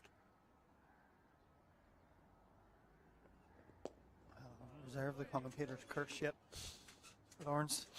But as you say, since my last visit to the commentary box, the Warriors have done, unfortunately, what the Warriors are prone to do. They've lost wickets in clusters 3 very, very quickly, although it was a very impressive spell from Ruben Wilson. Yeah. He seems to be the only bowler so far that's sussed out the correct length and used his height very well and extracted that little bit off the deck that has eluded the other bowlers in the Leinster Lightning team. So, fair dues to him. He hasn't been afraid to mix up his length either, Peter, which has probably been not his secret weapon, but the one that got Scott Macbeth was just that short of a length and kicked. And Scott just couldn't get out of the way of it. Yeah, I was standing side on for that dismissal, Lawrence. Just seemed a bit more back of a length. Scott's tall, he was standing tall. His hands were high. Still managed to catch the glove, somewhat surprisingly on Scott's part. As I say, it's just brought this game back towards the Leinster Lightning and forced the Warriors into a bit of a rebuilding stage again. But as you say, Gavin's been going along nicely. Yeah. And he's got plenty of experience out there with him now. Shane Getgate. It's a good combination. We were just talking about Shane, you know, hadn't been in the best of form maybe for most of last year, Peter, at under-provincial level, but he just gives you that in the 2 games against the Knights, a T20 game where he batted around oh Cameron Melly, and then got 66 himself then in the 50 over game the following day. That's a great shot. Pick the length up very quickly there. It's not as fast as it normally is here. No, definitely not. That's not going to make the boundary, but we were here for the range yesterday, Peter, and unfortunately we were. Yeah, that 66 you're on about came off 74 balls, so close enough to run a ball, a couple of boundaries, but tried to build the innings around them. But I think the damage was done in the first innings with those 50 extras, as I was talking about earlier, unfortunately. But Shane's someone who I've always, I suppose, had a bit of a soft spot for. I've always been very impressed. If he goes through a run of form, it's not through anything other than he's just in a bad run of form. I think he works extremely hard in his game. He's a very knowledgeable and very focused. Very focused and very hard-working cricketer. Yeah. Always has been in my book, and he's always impressed me from that. Maybe just the talent. He's had talent. He just hasn't been able to push on and cement that Ireland spot that he craves. Yeah. But the fact that, it's been a while now since he's been in the Ireland setup, he still comes at a provincial level. He still tries to turn up, give his 100%, give his best. And as you say, that's that focus that you were talking about, Lawrence. Yeah. That's probably what's always impressed me about him, is being his focus and what he brings to the team. And much sought after at club cricket as well for very much so. That ability, his coaching ability, allied to that. So, someone he's always impressed me. I remember facing him in North County Nets. Eddie Burrell brought him along as a 13-year-old years ago, I think, when he first came to Ireland, and got him to bowl, and he was very excited about a young red-haired prospect from Malahide. Yeah. And he came to the Nets and impressed everyone, even for his young age. Yeah. And ever since then, just been able to keep an eye on his progression, and unfortunately had a major setback years ago. Yes. In England, and he's bounced back tremendously from that, and just made cricket his life. Funny, one of the things we were talking about, Peter, is that he almost seems to have found his interprovincial home now with the Warriors. Having played, obviously at other unions as well, seems to like playing here. He does. And I mean, they've entrusted him really with a leadership role, mould some of these young players, which we've talked about the Warriors. That's a lovely shot from Gavin Ronson. Just timed that beautifully. And it's just been pulled back nicely. Certainly seems to be finding the middle of the bat, Gavin, today. Very impressed by Gavin. He obviously was going to be a bit nervous for the first few overs, Peter, particularly batting so high and against this kind of opposition. But he's really settled into this. He has indeed. I mean, it would be very easy for him, and excuse me, no surprise that if he did come in and he was, say, 40 off 70 odd balls or 40 off 80 balls, just feeling himself out, but he's tried to keep up at a decent pace. He has, just build his eye. He's just kept his innings going nicely, ticking over. How much of this goes down to Boyd Rankin, Peter, this approach that the Warriors have now? You can sort of see a difference over the last 2 years, I would say. And that lovely delivery there. Obviously, a lot. They've as I talked to Ali earlier, Cameron Melly, Liam Doherty, Scott Macbeth, Gavin Ronson now into the setup. They've set their stall out, but you can only do that. You can only do that if you have your Shane Getgates. Yeah. Your Jared Wilsons, experienced people on and off the pitch, good coaches, good mentality, good work ethic, leading by example, and then your Craig Youngs, your Andy McBride's when they're not on international duty coming back in, giving them that solid base of having 4 or 5 experienced lads to play around. Stephen Dooney, it's been a good balance, but obviously if things don't go right with your senior players, it does put a lot of pressure on them. They have to perform every game and allow young lads that comfortable environment to come in and feel that they're not being too exposed.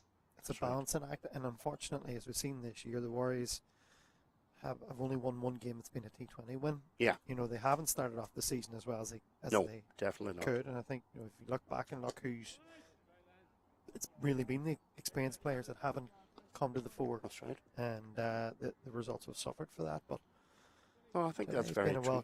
welcome return to form there for a while until those 4 quick wickets. You know, they kind of went from 48 for none to Yeah, to 100 for 4. 60 last week. It fell 72. 70, So you know, I'd say a bit of a rebuild here now with these two. But Yeah. that cluster of wickets that we talked about that they suffered from in the first match, they were 21 for 5, That's right. and then Yeah. a bit of a partnership up over 100. But then again, you know, 102 for 6, 128 for 8. Yeah. Again, another cluster, and that's the cardinal sin of batting. Yeah. You know, if you lose one, don't make sure you lose 2. If you lose 2, make sure you don't lose 3. And Yeah. anything, But- and that is But Peter, inadvertently, you know, you have to look at that in terms of the batting order. Our batting order would have maybe experience sprinkled right throughout the order. You have Andy in the top 3. You have Shane then coming in the middle order. You have Graham Hume coming in. You know, you have to look at that and think. we see a change here from the Mason Road end. Blues coming in. Bit of off spin. Yeah. For the first time today. Spin at both ends now from the Spin at Lightning. two ends, They obviously yeah. feel that the new ball's got as much as they can out of this surface. I think so, and with the outfield being a bit slow, it's making the batters have to work a bit harder, Peter. Yeah, you would make them think. come after the ball a bit Yeah, more. yeah. Sorry, Lawrence, go ahead there. I interrupted. No, I was saying, you know, in terms of the players available to the Warriors at the minute, there is a good sprinkling of experience. You're 100% right in what you're saying, that the big players maybe, Andy's kind of out of sorts a wee bit. We have Shane now in the middle order. You know, you have a sprinkle of experience right down through the order now. Graham Hume coming in the lower order as well. But it'll probably, I don't know, it will take its time, I suppose, for Boyd to impose everything that he's looking to do.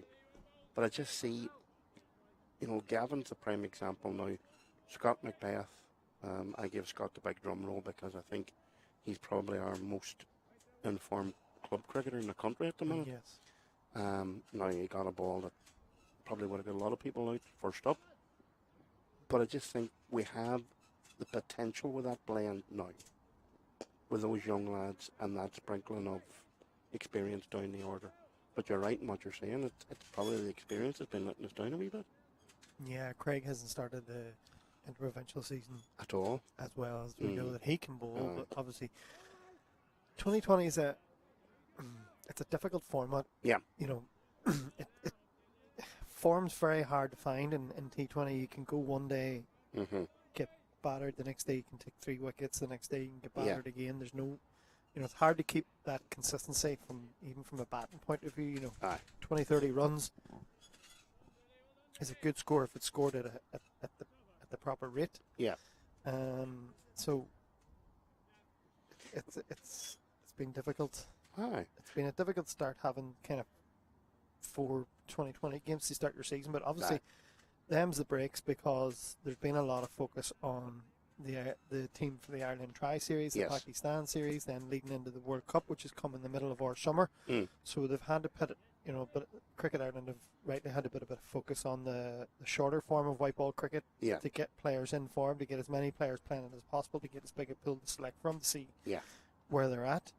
And you know, some teams have thrived. Leinster have been fantastic in that format. Northwest, not so much. No.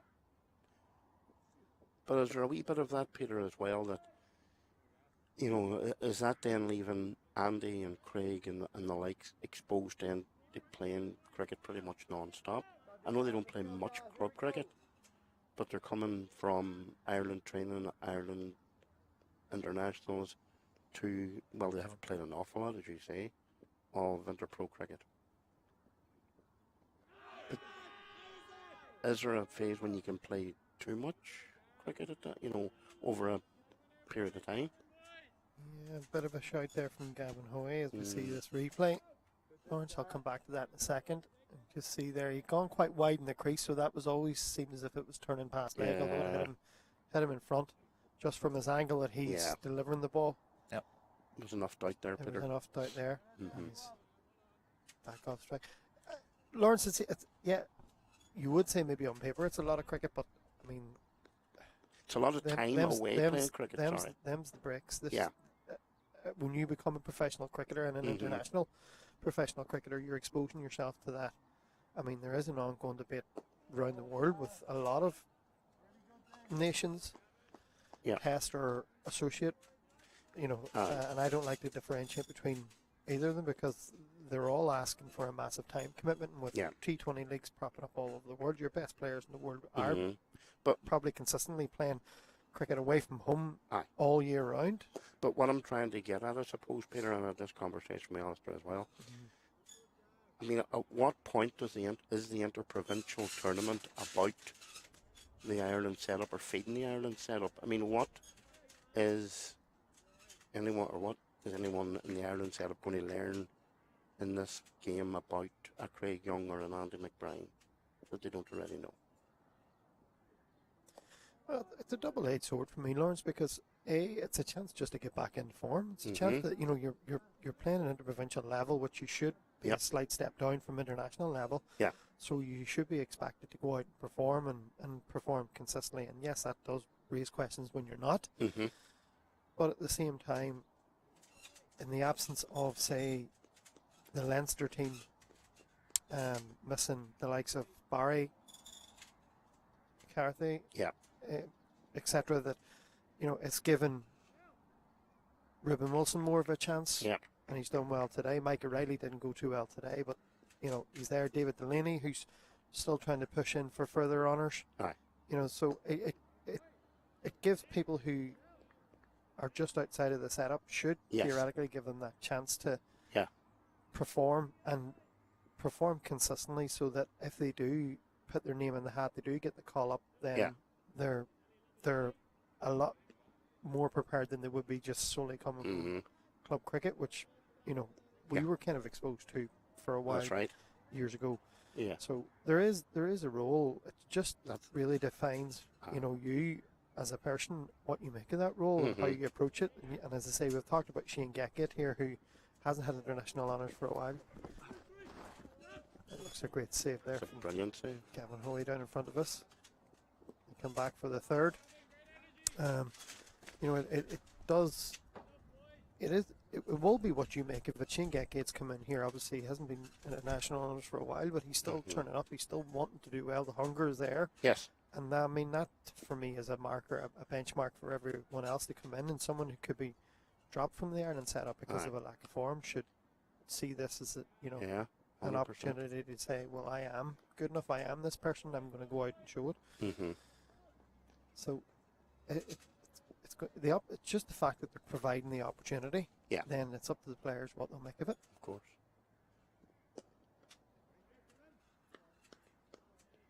Also try and talk about the game for a while too. Absolutely, Peter. I just put my glasses on to see where we're at here. Yeah, 121 for 4 off. And Shane will shortly be 25 over the halfway mark. Yeah, has sneaked along very quietly to 29 not out, Peter. Just what we were talking about, just that going about his business with very little fuss. And that's the 50 partnership. Yep. 50 partnership up, excuse me, between these two. 63 balls. That's quick enough, Peter. That's a welcome return. Yeah. Well, especially when they're trying to consolidate a wee bit. Yeah, and we're at the halfway mark. And, despite those 4 wickets, they've kind of managed to retain that run rate. The back end of the power play, over sort of 5 to 8. Stephen Dooney and Gavin Ronson really kind of accelerated a bit and took that up briefly towards almost 6s, but the wickets have pegged that back. But these two have really just kept this ticking over, as you say, that that partnership came at a decent enough rate for this. They're starting to build themselves a platform again to launch into the second half of the innings.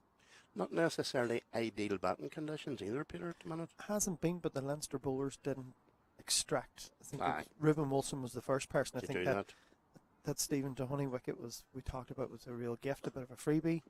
But outside of that, then it's Leinster bowlers really found the areas that they wanted to bowl.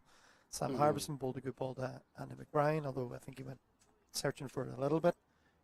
2 good deliveries from Ruben Wilson. took care of Kane Hilton and Scott Macbeth. Really brought them back into the game at 72 for 4. And that's a great Big shot. That's almost up in the top field from Shane Gekke. Gavin Hoy just drifting a little bit on the leg stump there and hitting against the spin. He was just as much helping it along. It was a bit of a freebie, alright, yeah. Bit of a drift in there. And not a lot of sideways turn in this wicket, so Shane Gekke quite comfortable. He's bowled reasonably well. He can switch from being motoring along nicely to very attacking very quickly. Yeah. So you can change it up for sure. Switching up Gavin Ronson somewhat. Indeed.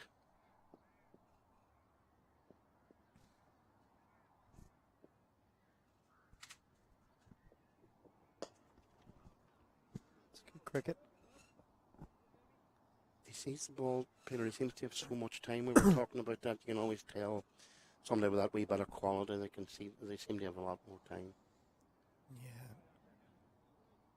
I think you get to that stage, that age, he knows his game fairly well inside out, you would say. And then he has a well-proven game plan for every situation, you'd imagine, with his experience, which is what really the Warriors want from like him and Andy. I think for me, what's been, the one of the hardest things to sort of fathom for Andy at club level, at international level, at interprovincial level, he's never really nailed down that batting spot of, what is he? Is he an opener? He's been tried opening with Ireland. He's been batting lower order, middle order with interprovincial cricket. He couldn't really say. If somebody says to me, what type of batter is Andy McBride? I'd say he's a busy batter. Yep. He can hit a ball when he needs to, but he's mainly a busy, but he doesn't really have that spot in the lineup where you can say, this is where he comes, as we see the batting card here, Lawrence. Yeah. Partnership, this is the biggest partnership, 59 now, between these two. The opening partnership, I thought, Peter, you're obviously watching very close, you were commentating at that stage. I thought Stephen Dooney started very, very well. Wasn't prepared to let the bowlers settle at all. And he kind of fell into a trap then, just... Well, I'll respectfully disagree with you there. I think it was a bit of a fluke. He was the master.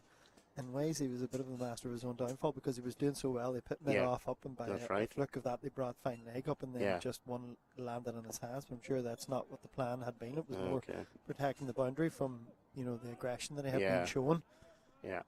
And again, like many of his other shots in his innings, that shot that he got out to was played on instinct. He just got one back of a length on leg stump, as you do 1,000 times, tucked run around the corner because the master of his fate, they'd gone a bit more defensive in their field.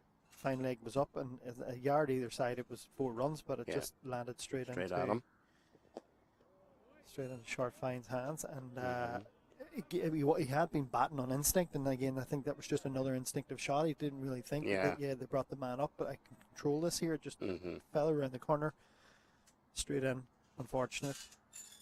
But we talked, myself and Ali had talked earlier about Stephen being a bit of an enigma at the moment, that he looks well for a while, but he's just not converting that consistently into the big scores that the Warriors need from him, that he needs himself to push on into that consistent Ireland career. There's a lot of guys in and around these teams that are capable of more, but you obviously can only pick 15 in a squad. You can only pick 13 in a match day home squad, so the competition's definitely there, Lawrence, at a provincial level, and guys have the opportunity, but it's just what they're making of it. That's a great shot. Bird's eye view of that there. It's thrown up nicely outside off stump. Shane Gekke has just put his hands through that, although it just about cleared mid off. I think it was going such like he was probably glad he didn't have to put his hands on a cold day like this. That was tramping there, alright. But it was. And it was a lot more comfortable than it looked there. Wasn't much danger good of that shot. sticking. He moves on to 40 44 balls. As Lewis comes to the end of his third over. His figures so far not for 13. Gavin Ronson now moves on. He's on 48. That's 77. Starting to go through the overs quite quickly now with the two spinners. Yeah, I they've suppose. managed to keep that run rate up around Yep. fives, Yeah. despite losing those few wickets, which has been fairly impressive for the Warriors. Gavin just shovels a little pitching wedge into the gap there over mid wicket. Looking to get the bat up now, Peter.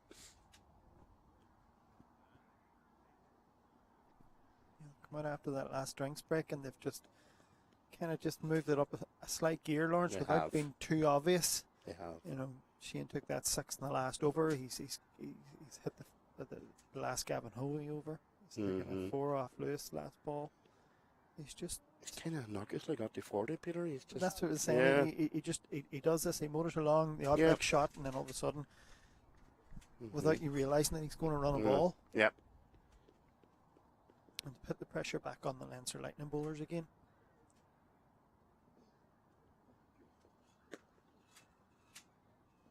It's also very good for Gavin, I would imagine, that the runs are flowing just as much at the other end as well, Peter. Yeah, Taking a wee there's bit of- nothing worse than you Yeah. being bogged down at That's one right. end and watching your partner maybe starve you a strike. You Yeah. sitting on your bat for a few overs. Yeah. You know, maybe getting a single off the fifth, sixth ball of the over, and you're back to almost feels like in a way you're opening the innings again.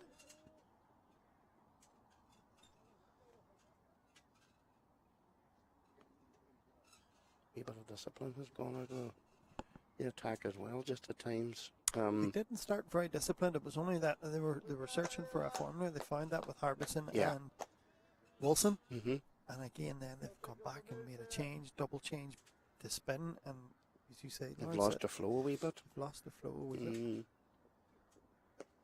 They obviously have to find 5 bowlers. You know, they're banking This is this it. game going 50 overs, and as we spoke about earlier with Ali, their captain Sam Harbison said at the toss they picked a bat and heavy team, so they're obviously trying to get as much as they can out of the bowlers that they have, and being aware that Wilson and Harbison are obviously going to have to come back and bowl spells towards the end of the innings. Yeah.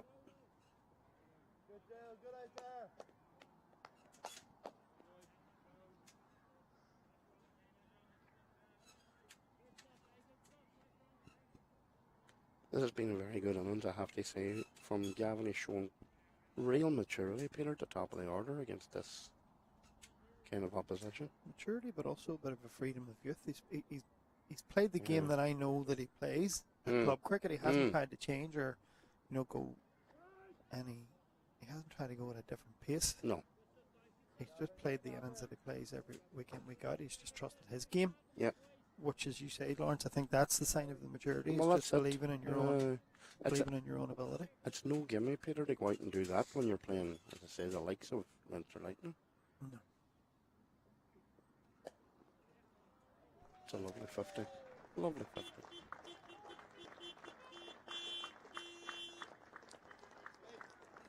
As he takes the acclaim of his fellow teammates up in the pavilion. He's brought up a wonderful 50, chanceless 50 off 80 balls.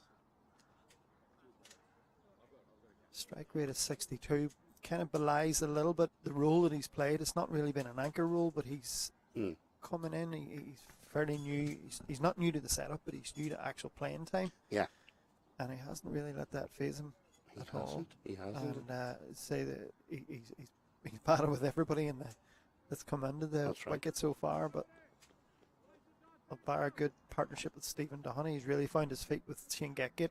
For sure. Yeah. Well done. This continues from the Mason Road end.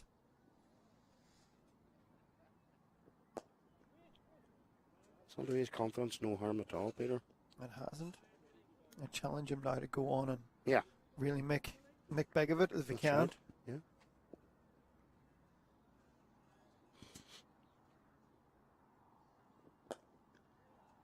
Wonderful shot. Used his feet nicely. Dead. I think the pace of the ground's going to do him a disservice out of that shot. Yeah. But I think this will be an interesting facet of now Lawrence of Passage play for Gavin because of his stature. He prefer the ball coming onto the bat, use the pace of the ball, whereas now when he's looking to accelerate and take that strike rate up from the 60s up longer, it'll be interesting to see how this innings evolves. Has he got that power to go bigger, or is he just going to keep playing his game the way he is? Yeah, I think he will play his game the way he is for another while yet, Peter. I think this is where his partnership, the actual partnership with Shane, becomes important now. Because, Shane obviously is very capable of, as you say, increasing the pace very, very quickly. Clearing the ropes. Well, it's a northwest here, Peter, isn't it? Over the deek. Over the deek. Yes. But I think, Shane will probably be happy enough, Peter. There's still 21 and a bit overs to go. Happy enough to knock it around at 146 for 4. And a bit of batting to come, as you say. Well, we all know it. We all love a good cricket saying, and one of the most familiar ones is the 30 over mark. Is if you have wickets in hand, you can double up. It's really the halfway mark of the innings because the run rates between the first 30 and the second, the last 20 usually are reasonably comparable. Yeah. Depending on how many wickets you have at hand, but if they double up from here, they could take it on further. They could comfortably be looking at 300 at the moment, but obviously they are 4 down. You lose a couple of quick wickets, you're sitting 6 down. That changes your thinking. That does change your thinking somewhat. So as you say, that I think this partnership, while already crucial, could be vital in the outcome of this game. And I hope Gavin, as you say, if he plays the way he does, that's grand. Don't panic. That's right. Just allow yourself that freedom to go on. Don't put too much pressure on Shane. Keep it ticking over. Don't put too much pressure on Shane to feel it has to go a bit harder, a bit earlier. Yeah. As we come to the end of the 29th. There is enough, Peter, you're right. Both sides have plenty of batting. The Warriors are batting down, right down the whole way down too as well. But Gavin, he looks comfortable at the minute, Peter, is what I would say, and there's no real need for him to absolutely tee off now at the minute.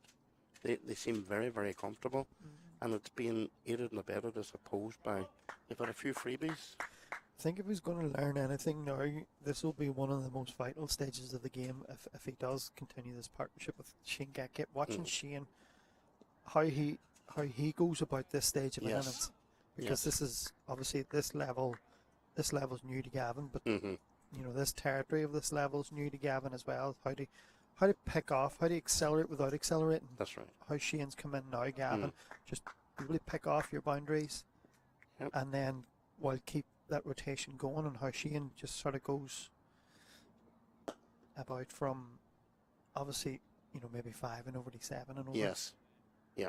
Without causing any alarm in the bowling ranks, without causing, a sort of a, what do you want to say, an obvious change in the field. Yeah. But I think at the minute now, just at this particular phase, I'd be happy, certainly over the next, in my opinion, over the next 7 or 8 overs, to keep doing what they're doing, keep taking it at 5 or 6 and over.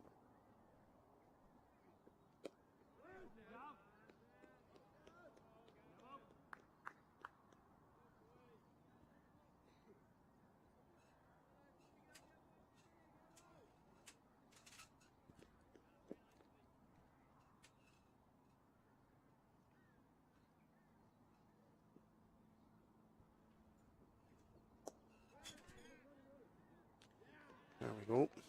There's the answer, Peter. Yeah, it's unfortunate. The ball before there, Lawrence, he just seemed to be moving about his crease a bit. Just a slight indication that he was getting itchy feet. I think so. Yeah. I don't sort of fault him for the ambition, but just the execution just wasn't there. He didn't get to the pitch. He didn't get anywhere near the pitch of the ball that he needed to execute that shot. That's right. And unfortunately, he was just And wasn't there and caught the edge when they have the turn and bat. So we watch it in replay here.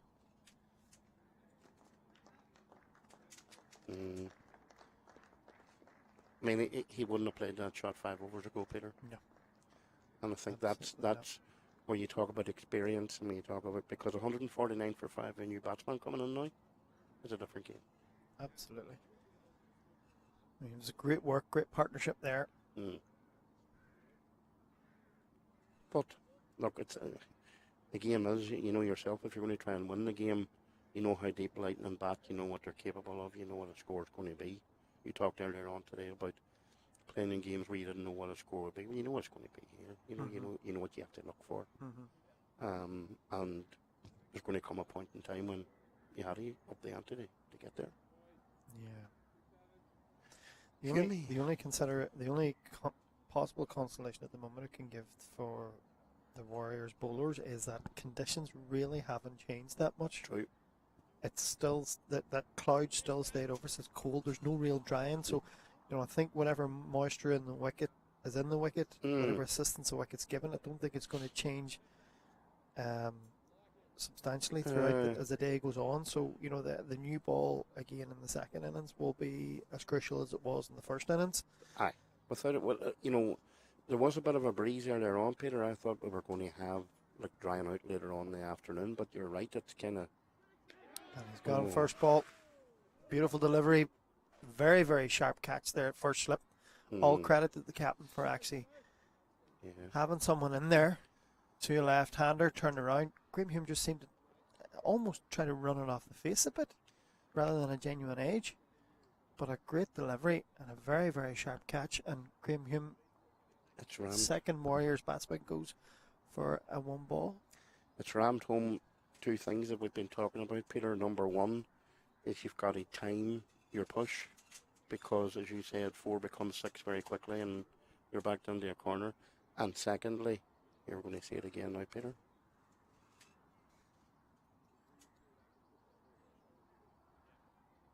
It's a good sharp catch now, to be fair. Very sharp catch. It seemed a bit flatter. Yeah. So it was Tim Tactor there at first slip, getting down very low to his right, obviously a bit blinded as well by the keeper.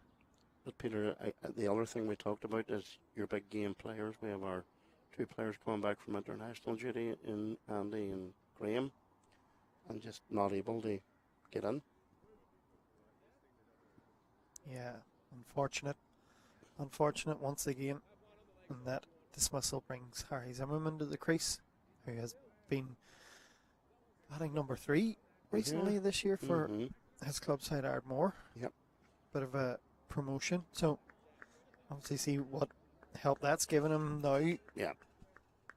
Coming in number 8 for the Warriors. I mean, that scorecard just looks again completely different from.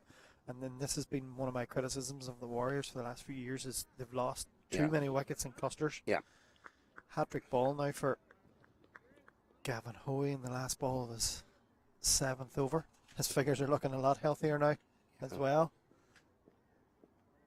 Here we go. Just kept that one out. And it's a very tidy over, 1 out off it. Gavin Hoey now 2 for 32, Lawrence. And unfortunately for the Lightning, I have to go, Peter. I've done my best. You've got a great omen, Lawrence. So you have. As we see the Warriors batting card, top of the order there, as we talked about, a great partnership between Stephen Dooney and Gavin Ronson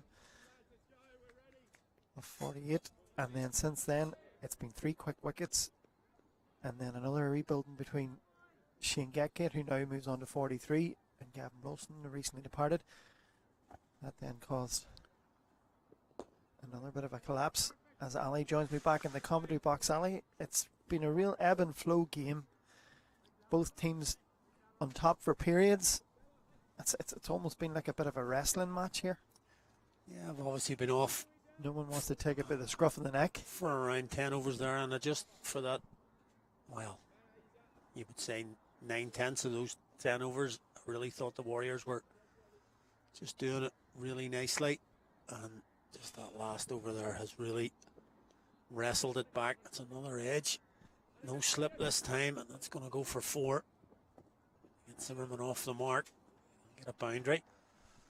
But yeah, I'd just been watching around the ground. I went up onto the bank here at Brady just to get a different perspective of the game. And it's pretty cold for first thing. It's pretty chilly up there, I have to say. The wind is just getting up a little bit. But just see this next delivery from Lewis. Yeah, I was just thinking how impressed I was with how Gavin Ronson had dealt with the spin. He had not got bogged down. Obviously, we mentioned about the leg spin and the off spin that come on then as well. He managed to keep taking it over without going too crazy. It just really set up a nice platform, but obviously then it's just that kick on again to the next level then, the last 15, sort of 20 overs. Where does he take that innings? And unfortunately just lost his wicket, and then as that's been backed up now with a first bowler for Graham Hume. So it's just wrestled it back a little bit for the Lightning now at 154 for 6, and we're back in the melting pot again. We are. This is a bit of a wrestling match. No team really. Both teams have had opportunities at different stages of the game to take a bit of the scruff on the neck and haven't. I think the frustrating part that we talked about there was as that Lewis over comes to an end, was what was Gavin's game plan sort of going into the second half of his innings once he got to 50, and they were going into the last 20 overs. Did he feel that he could continue on the way he was going? Did he feel that he had to do something different? And we were just sort of calling for him to remain calm, keep doing what he was doing, trust that Shane Geckett was at the other end, keeping up a good run rate and build on a bit further. But he made all their choices. He just felt that he had to do something different and didn't execute it as well as he would hoped, and perished. And that again has been the case for the Warriors. One brought two. Well, that was the scorecard a few overs ago was sitting at 150 maybe for 4. Now it's 154 for 6, and it's just brought Leinster again back into the game. Every time the Warriors seem to just nudge ahead, they just get dragged back. It's a very well run 2 there. It's just one of those things that maybe, with experience and learning the game at this sort of level. We talked about Ireland's game against the Netherlands the other day, and whenever the game finishes, you obviously have 1 by 1 run. Everybody looks back and pinpoints different little points where you could have saved run or gave a runs away. Even in a 50 over game here, just that little, just wait balls here to get down the leg side with the leg back. But the fact that Gavin has not given his wicket away in a way, but he's lost his wicket, that's just opened the door and put more pressure on his partner for a start, and then the rest, and then another one has fallen after that. If he doesn't lose his wicket, you can't lose the next one. So it's just that little bit of extra responsibility to take. I'm going to see this through now and get to 80, 90 maybe, and then take it even further then. That maybe we can't be too critical. He played lovely. And I think as well, we have to look at this from a Leinster Lightning perspective and give them some credit.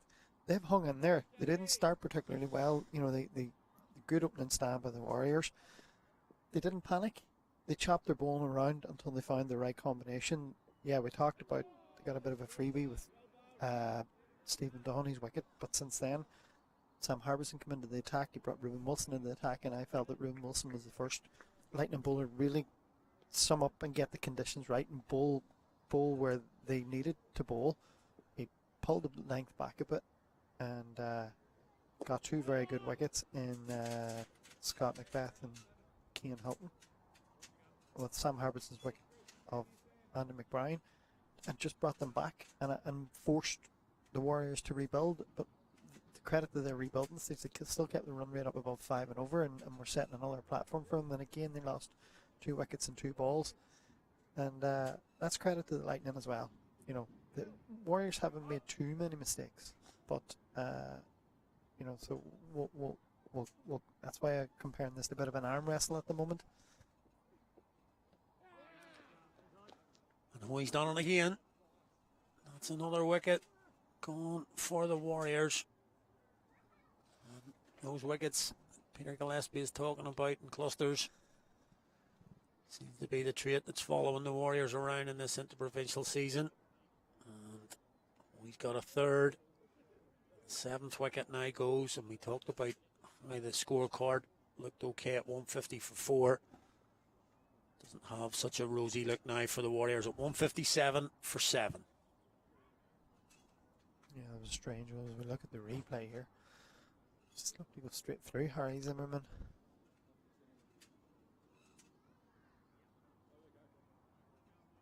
Yeah, he played for spin that didn't come. It just pitched and drifted in, skidded on, and that brought the downfall of Harry Zimmerman through the defences.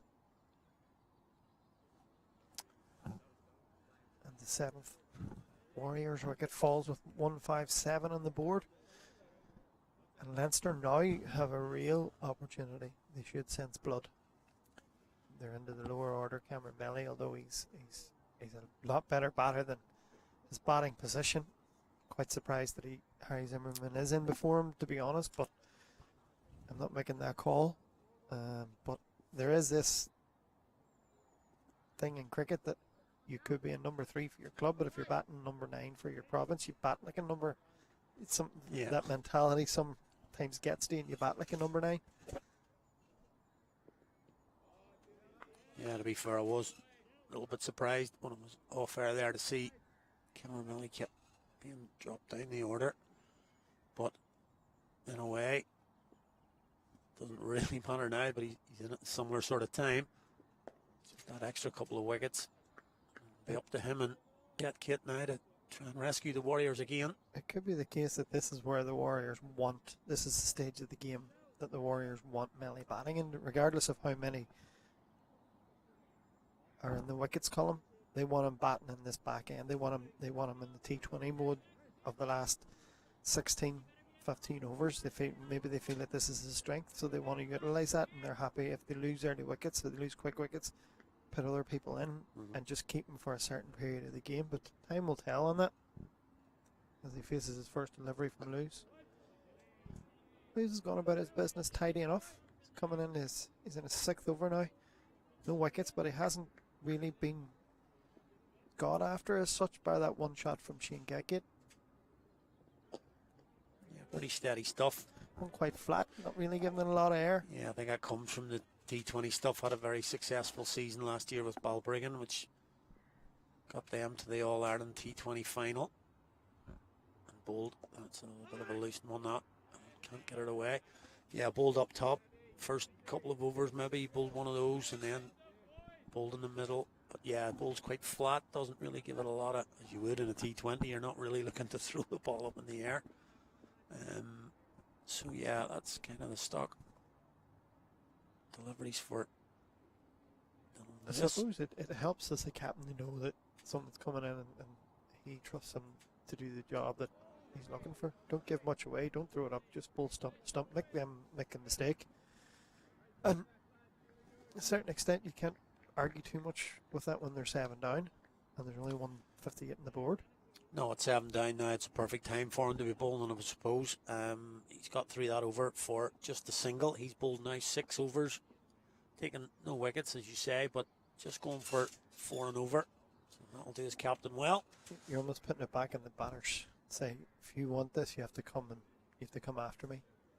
Yeah, and I think the Lightning will be well happy with their work in the last 15 to 20 minutes there now.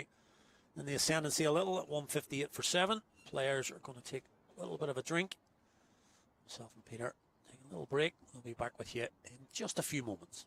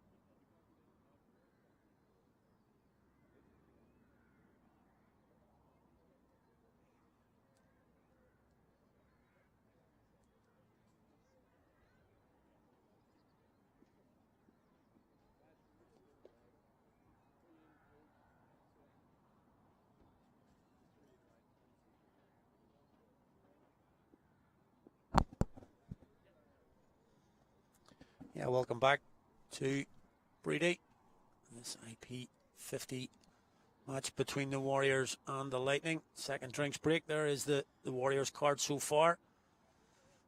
Dooney on 25. Lovely innings from Gavin Ronson, just ended a couple of overs ago. He scored 53. And as we've just talked about before that drinks break, it's those wickets and clusters that are really harming the Warriors at the moment. 3 in that middle order. Hilton for 9, McBride 2, and Macbeth not. And a couple in the last 10 minutes of Hewitt and Zimmerman following up. So it's 158 for 7. There's the Lightning bowling. And spinners now in action. Gavin Hoy, he's now taken 3. 3 for 34 from his 8. Dylan Lewis just ticking over. 6 overs, none for 24. And the other successful bowlers, Ruben Wilson 2 for 29, Harbinson and David Delaney. So we're back ready to go here. Not out batsman, as you can see on screen there. Cameron Millie's just come to the crease. Still on naught from his 4 deliveries, but Shane Getgate has looked good again for his 47 from 56. Gavin Hoy will continue. Bowls to Getgate, punches for no run. Peter Gillespie still with me here. Peter, and yeah, just changed in the last 10 minutes. The momentum switched back to the team in blue. Yeah, they've wrestled this game back every time the Warriors looked as if they were getting away from them. They've just managed to keep themselves in the game. Gavin Hoy, I think, bowled very well. Those 3 overs obviously coming very, very quickly in the last 2 of his spell. But 3 for 35 off just over 8 at the moment is a very, very good return, and what we all imagine would be a seam-friendly conditions. He's been the one to put his hands up to the Lightning and say, I'll do the job. Yeah, you can quite clearly see on the screen there just the drift that he gets from this end, particularly here. He's been bowling. A little bit of wind coming across the ground. It just drifts into the right-hander. And with his leg spin, looks to any spin to bring it away. Yeah, and like punching that. It's pierced the gap there. Through cover and extra cover. Lovely shot.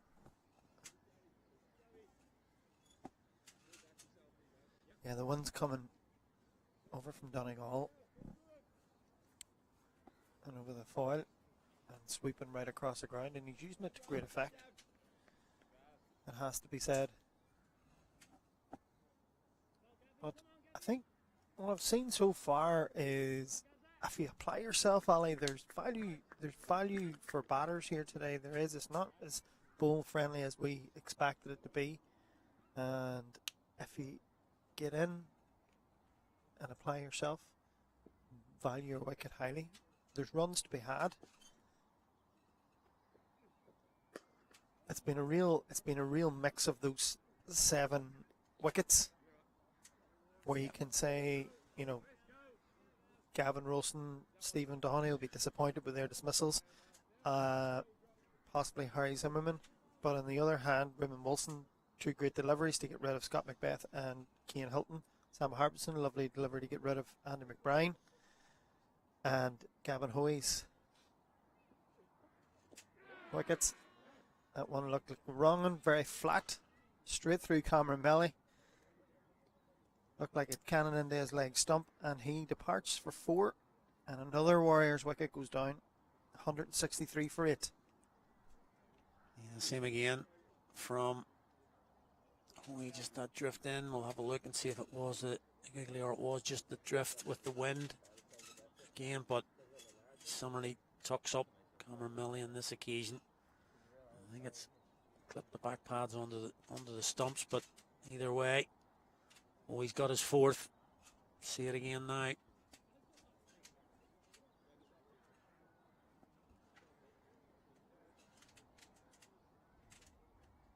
Yeah, possibly was the wrong in there. Just coming back in. Well, it's drifted, yeah, as he has been getting, but when it's pitched, it's actually skidded further on. Very good delivery. You have to give Hoy a bit of credit there. This is turning into a very impressive spell. He is someone there, Cameron Melly, who looked very proactive to get on the front foot. And he's just bowled a quicker, flatter one. Used the drift well. And that skidded through him. That brings Marcelo Pate to the wicket. The overseas professional for Brigade Cricket Club, not too far from here. And real trouble now for the Warriors, Ali. It certainly is. I mean, 20 minutes ago we were surmising a score that they would be setting. Now, with 8 down, it's kind of, once again, a little bit of a rescue mission.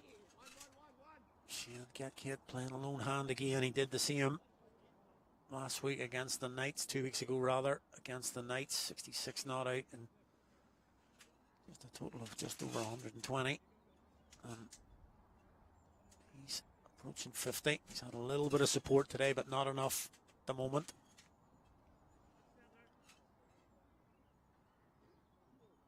New batsman brings another change in the field. Lewis gets his first slip in. Leinster, as they should be, quite happy to go on the attack. Sweeper comes in from the offside boundary, just ringing it off, building pressure.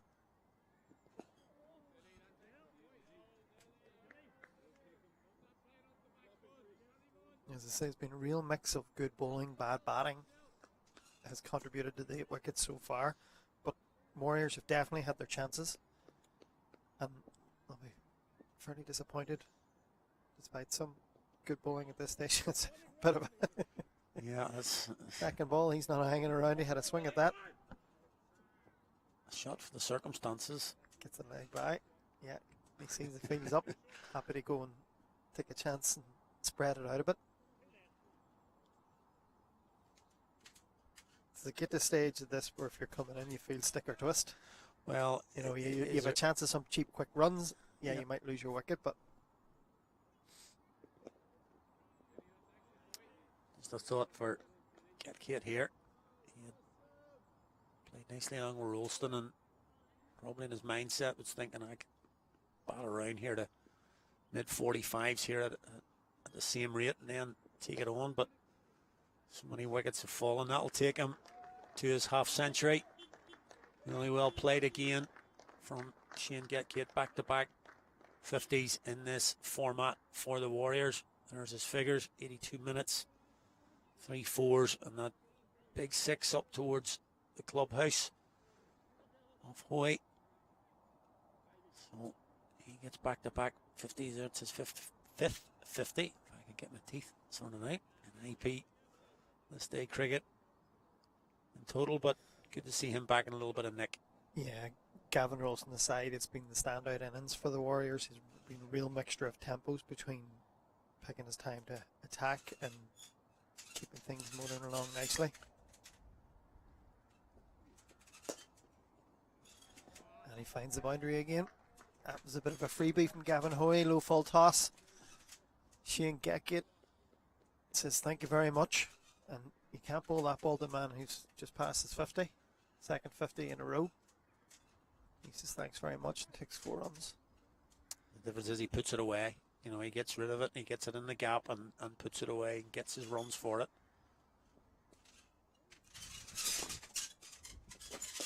And I think this is the thing that me and Lawrence were discussing around Gavin Ronson in his innings, where, you know, with a bit more experience of someone like Shane Gatkit is happy to wait around knowing that he's going to get a bad ball, but also the difference being there's a difference in stature there. Shane knows he can clear the ropes at will if he needs to go, whereas Gavin's just in that early stages of his interprovincial career where he just sort of didn't trust to keep continuing playing his game. He thought he had to try and do something different and perished because of it. And again, that's kind of started the second rut that the Warriors have found themselves in. But Shane Gatkit is kind of showing the way of where to stay patient, trust your game, trust the fact that the bad ball is going to come your way, but when it does, he knows himself he's going to put it away, and he doesn't have to really go looking for too much.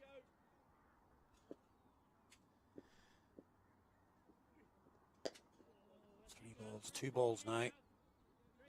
Left for Gavin Hoey. All the 4s for him. 4 for 44 at the moment. He bowled quite consistently throughout his spell. He may well have taken his wickets in the back end of it. He's bowled quite consistently throughout. Maybe 8-1 it is. Can't to finish off. He's not tossed too much up in the spell. Oh, He's just sussed the conditions again. He's bowled flattish. He's got that drift, though he didn't really need to throw it up. He's got that drift even from bowling a bit flatter. Used the conditions very nicely.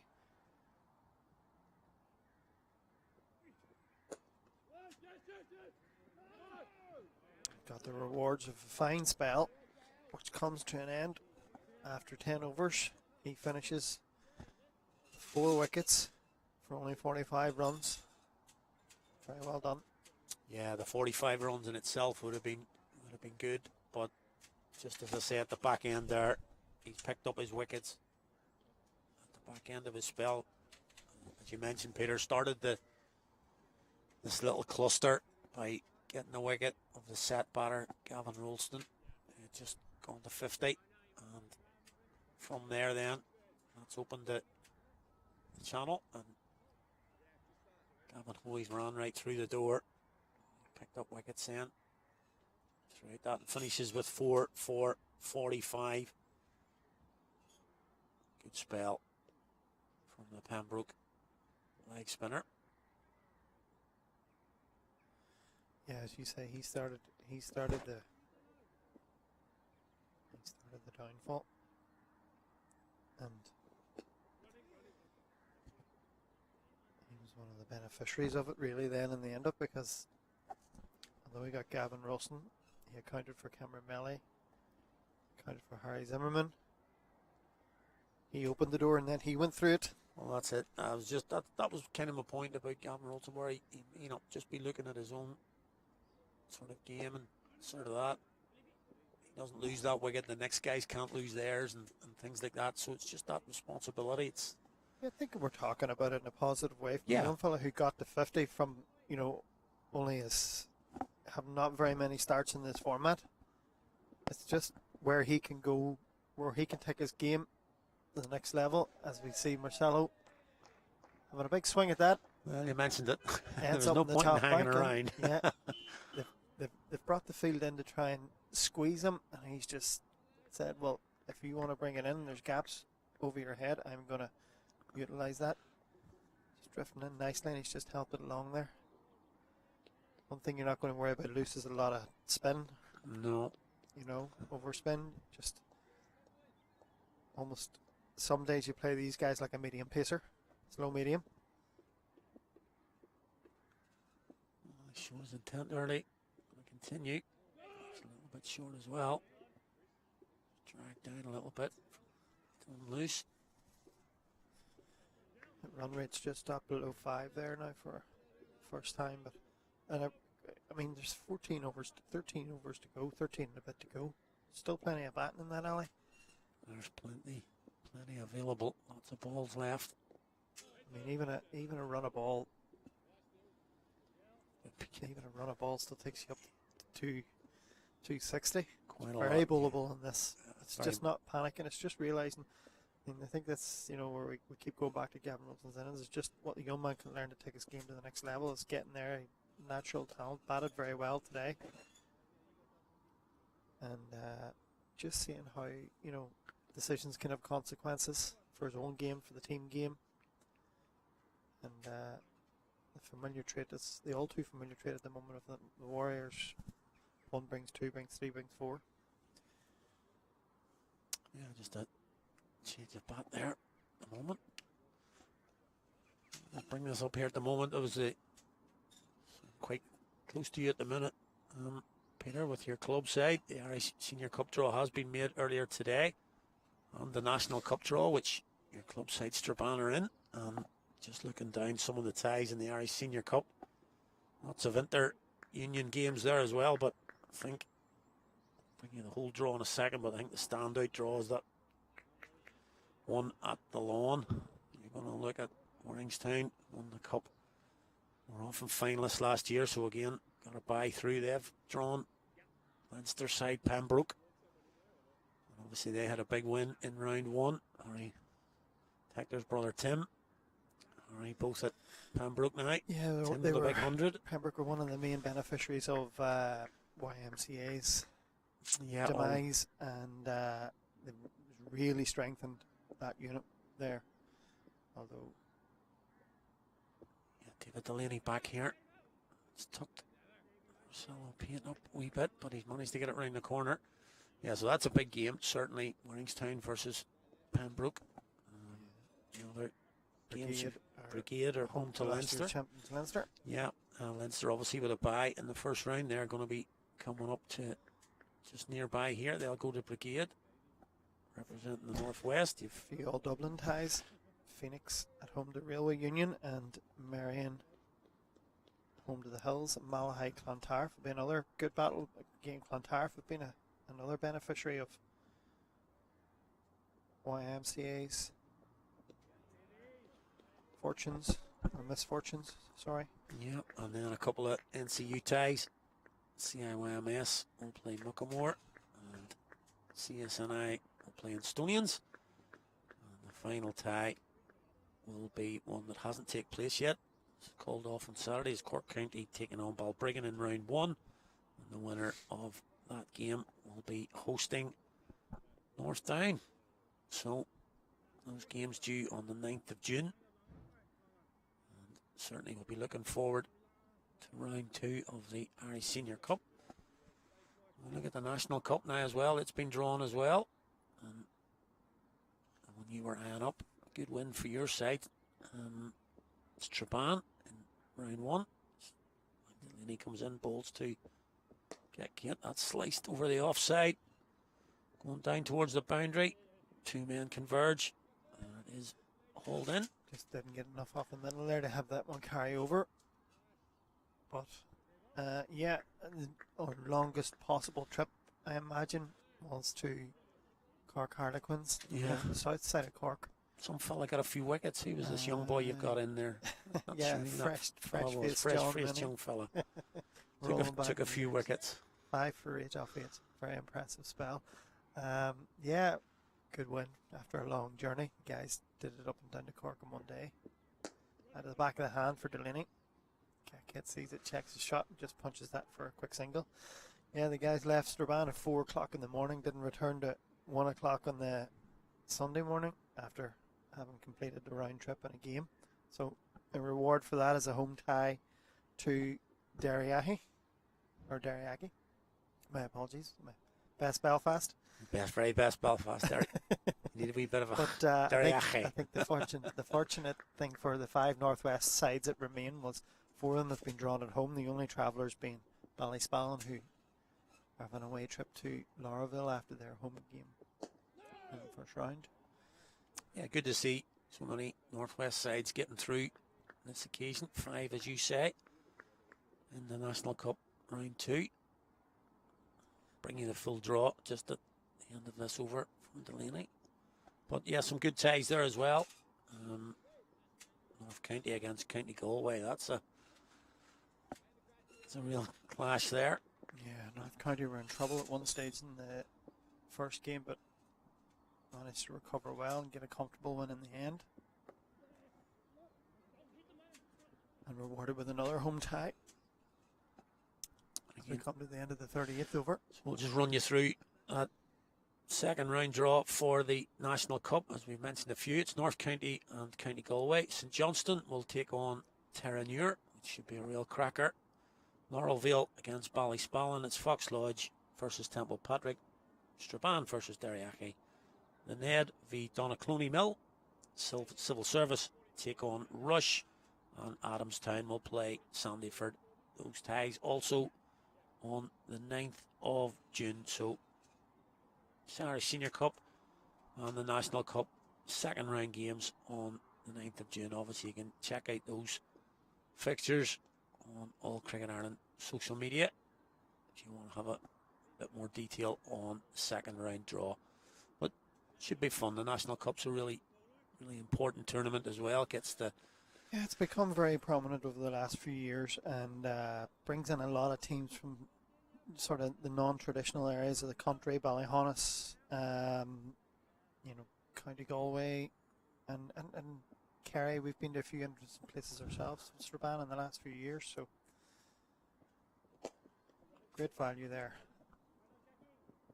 It's a lovely shot from Petey. Gets that nice half volley on leg stump, puts that away. Some effort.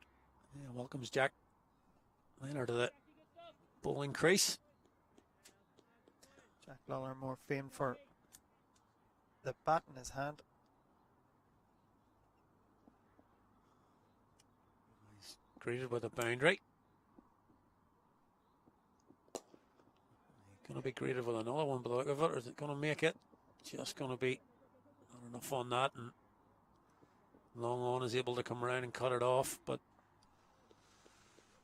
Solo Pete is not going to hang around here despite the fact that there's 12, just under 12 overs left.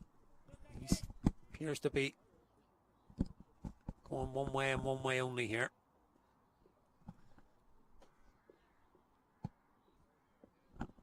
Dropping Long Off back, Long On back to Long Off rather, and bringing up third man into the ring. So both fielders behind the wicket are in the ring. That's going up in the air. That's comfortably cleared. That's gone. That's gone over the cars. That's almost one to it. I have to say here, just looking at the many young bowlers in the team, the captain's turned to his overseas professional.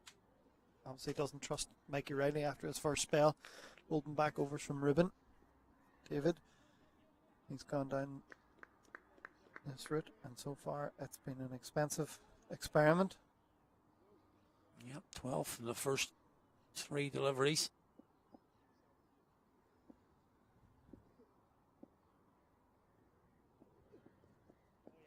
Marcel has decided that he's just going to play.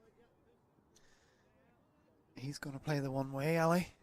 Well, it's been given as a wide actually in the end. Missed that call from the umpire. If this is your game, sometimes it's just better to play your game that you know. Although there's plenty of overs to bat. Plenty of balls to come. He set a stall out. And then does what every good cricketer should. Follows up a boundary with a nice dab into the offside. And then Busy just tells you I'm going to play another way here and just knock it in for one. Yeah, but look, that's Not fine. so much a commentator's curse, but more making a mug.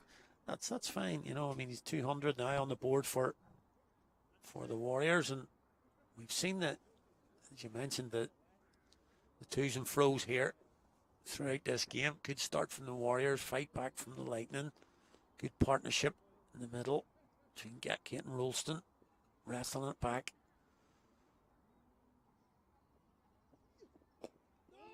And then just this little late counter punch here at the moment.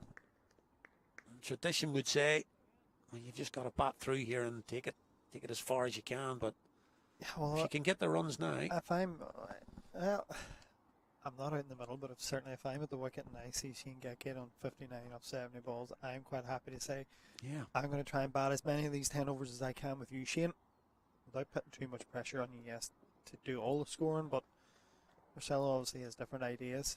He's an experienced first-class cricketer, and he knows the way that one over of Jack Lawler there finishes 15 off it. Yeah, 15 coming from that. Lawler over. Gavin Hoy stand out there at the moment. 10 overs. Got through his 10 straight, 4 for 45. Picked up his wickets late in his spell. Other wickets picked up by Harbison, a good ball that got rid of Andy McBride and Ruben Wilson, who actually I think of the 7 that's been on show was the one that really used the conditions to their utmost, found a good length and 2 good balls, picked up his 2 wickets. David Delaney's going to continue now. So David Delaney is going to continue now. On the get slower ball out the back of the hand.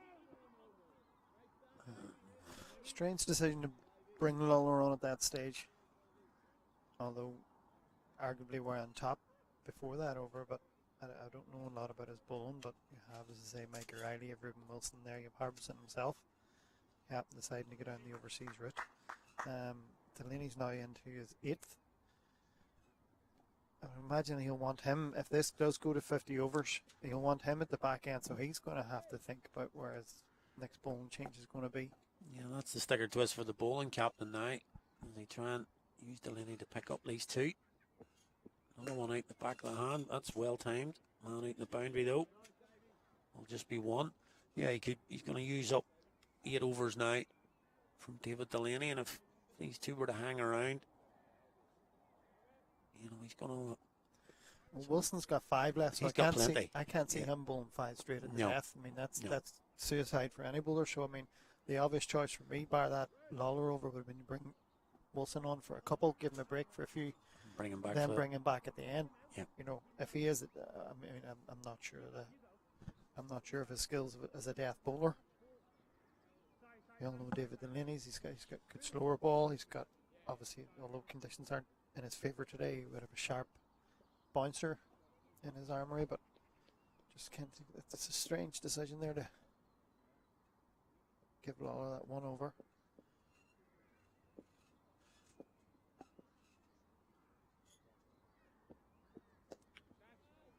Help that round the corner. Back of the hand slower ball. He's going to pick up a couple. He's dropped his bat. Good running. Doesn't matter. He's quick enough for the feet. That gets back behind the line. He's moved quickly on to 26 off his 18. Come on and played a surprise and foil. For all Shane Gackett's intents. Their intentions. There's no one in the ring on the leg side. Everyone's covering the boundary. Long off, mid-wicket, deep square. Short fine leg. So obviously going to target this end of the pitch slower ball. They can hit the big side. Yep, and again.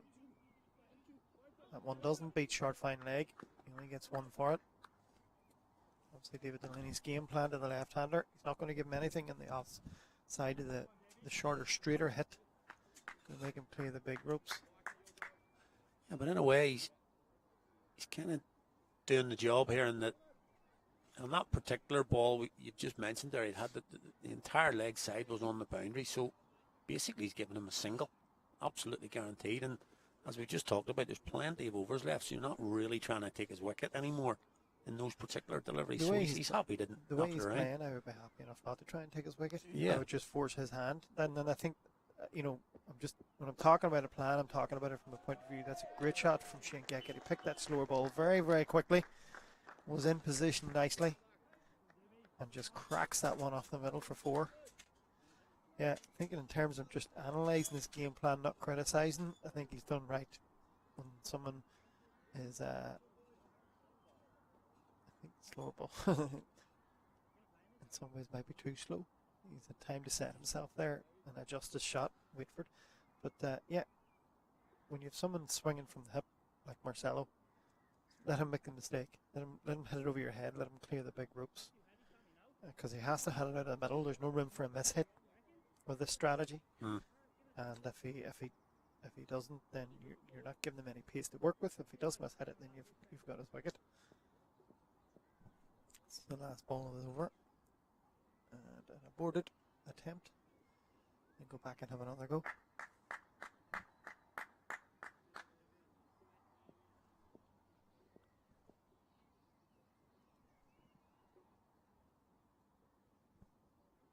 Oh, well, there we go. And you can see there, he went a bit wider in the crease, and you can see the lines just outside the wide line. Studs just didn't catch. Could have been very nasty there for. He looks to be okay. David Delaney, but he looks to be okay, thankfully. He's been doing that since cleaning the spikes off the shoes since early this morning on his spell.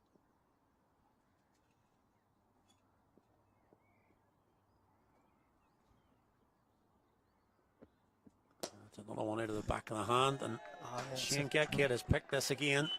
It's been fairly similar balls there. 50 partnership up between these two in just 36 deliveries. That one goes for 6. 4-6 finish to the over.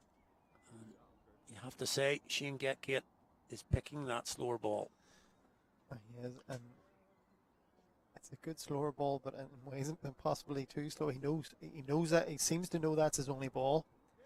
He's waited for it twice this over. Picked it very well, and that was a very good flat 6. That's brought a change. That luller over has brought a change in Ruben Wilson coming back. I'm going to vacate and let Lawrence come in and talk you through the last 10 overs. The Leinster Lightning, good omen. Lawrence, all right, once again, talk you through the last 10. Thank you very much. Peter will be back with us in the second innings, but yeah, just a good finish to that Delaney over. It sort of seemed to be pulling the back of the hand. There's a little bit of drizzle out there at the moment of it.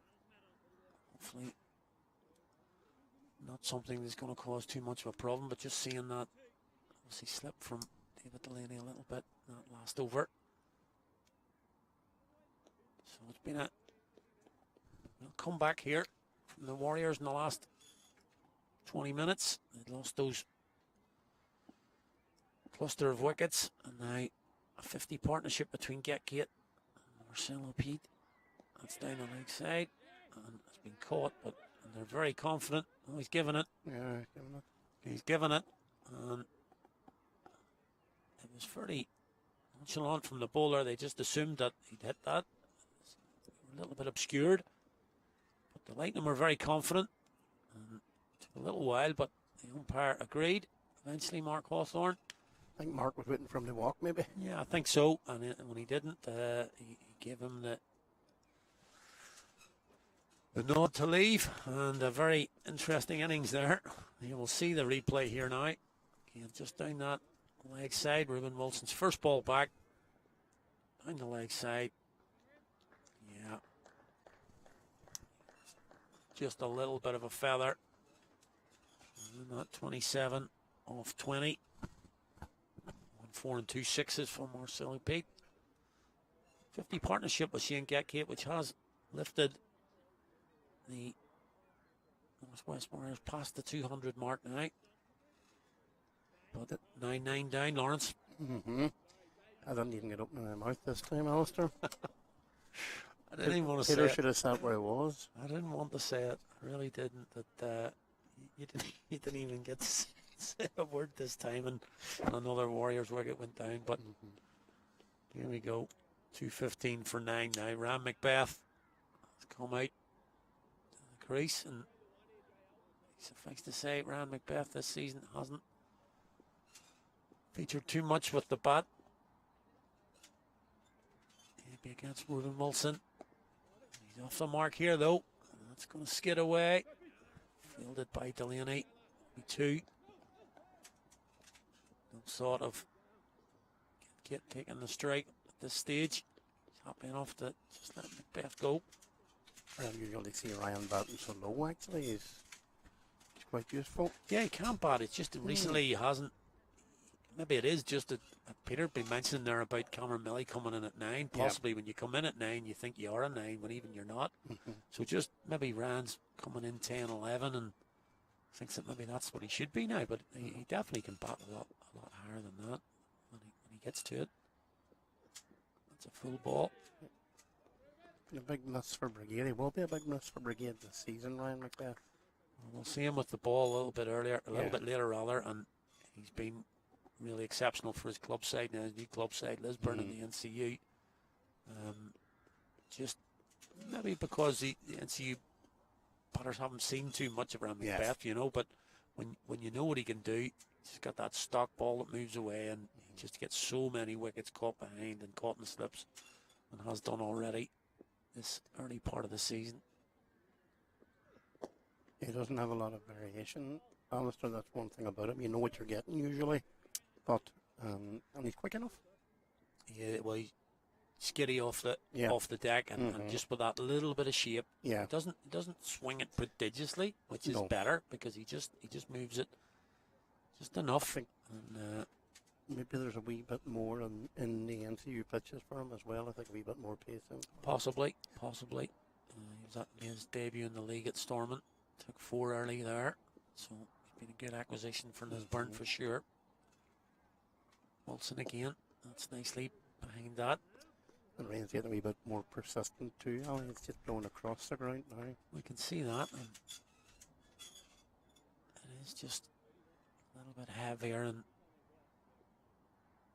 this will sound ridiculous, but it's that kind of wet rain. Yes. You know what I mean? Yep. It's gets quite very quickly. Yeah. Got a slip coming in.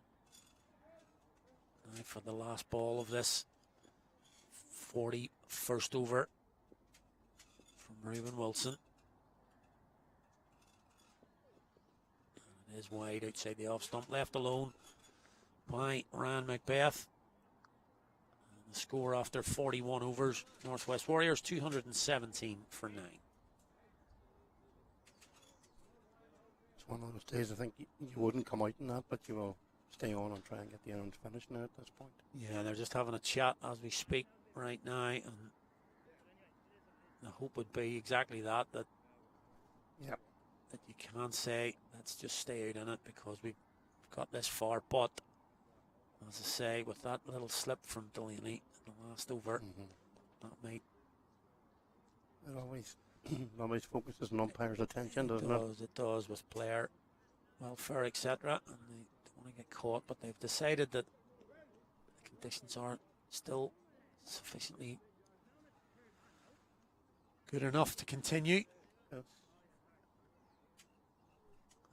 Delaney is going to still bowl. We mentioned if he wanted to continue on, he's going to have to bowl into his 9th or 10th now. This is going to be his 9th, and possibly if that wicket hadn't have fallen, he may not be bowling this one and maybe keep those 2. But Yeah, I thought Shane was picking them up quite readily over the last over he certainly was, yeah.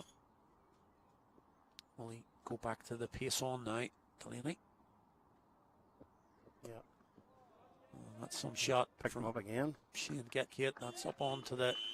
But it's the top pitch this time. The top pitch. It's bounced on all the way up to the top pitch, but you would see that shot off a orthodox off spinner. This guy's no off spinner.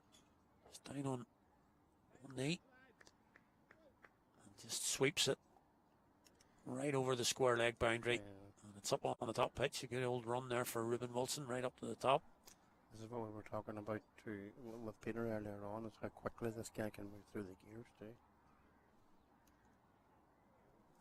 As I say, he's definitely got that mojo back in his game.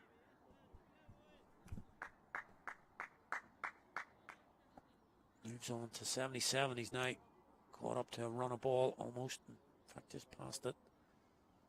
77 from 76 now. The run rate's never been an issue for the Warriors.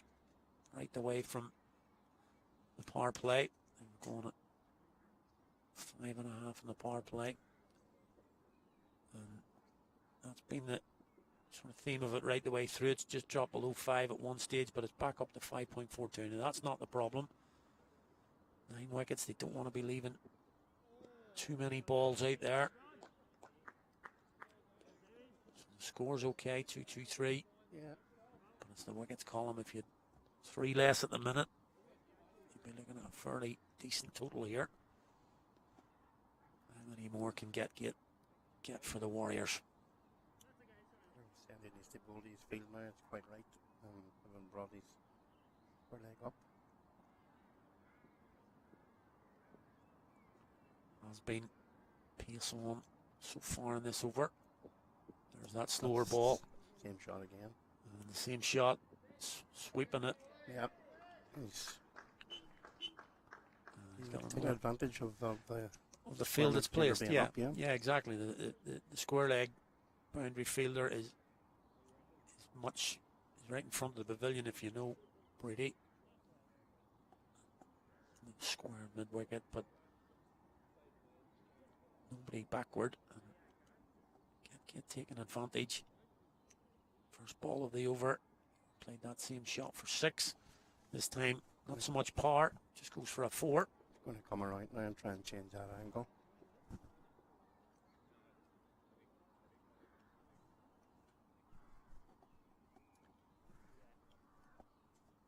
Yeah, he's coming around the wicket. Probably going to go across and looking at the offside now. He's got short third man. So he goes too wide. Could be just a deflection down there. Doesn't change it. He's got the wicket. Yep. He doesn't change his shot, but the change in angle brings about the downfall of Shane Getgate. He goes for a very well-made 81 from 78. I suppose, despite those counter punches from Getgate, Delaney wins the battle in the end, I suppose.